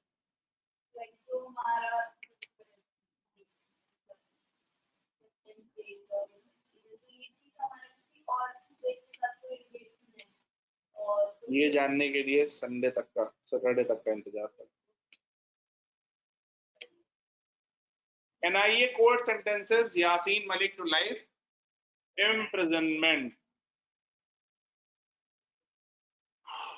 NIA, ड्राइव पर आप क्या है, ड्राइव पर जाएंगे, NIA पढ़ लेंगे, ठीक है। और ये काम करते रहिए, क्योंकि मैं आप बोल दूं पढ़ लेंगे, आप बैठे हुए हैं, आपको घंटा फर्क ही नहीं पड़ता है। ये काम करते रहेंगे तो आपकी प्रीलिम्स की तैयारी हलवा हो जाएगी अभी से, ठीक है, क्योंकि सारे पॉसिबल टर्म्स जितने आपके आ रहे हैं वो आप यहीं से करते जाओ। India ready to counter Bilawal Kashmir agenda at UN, है, बड़े होके बनेंगे नेता।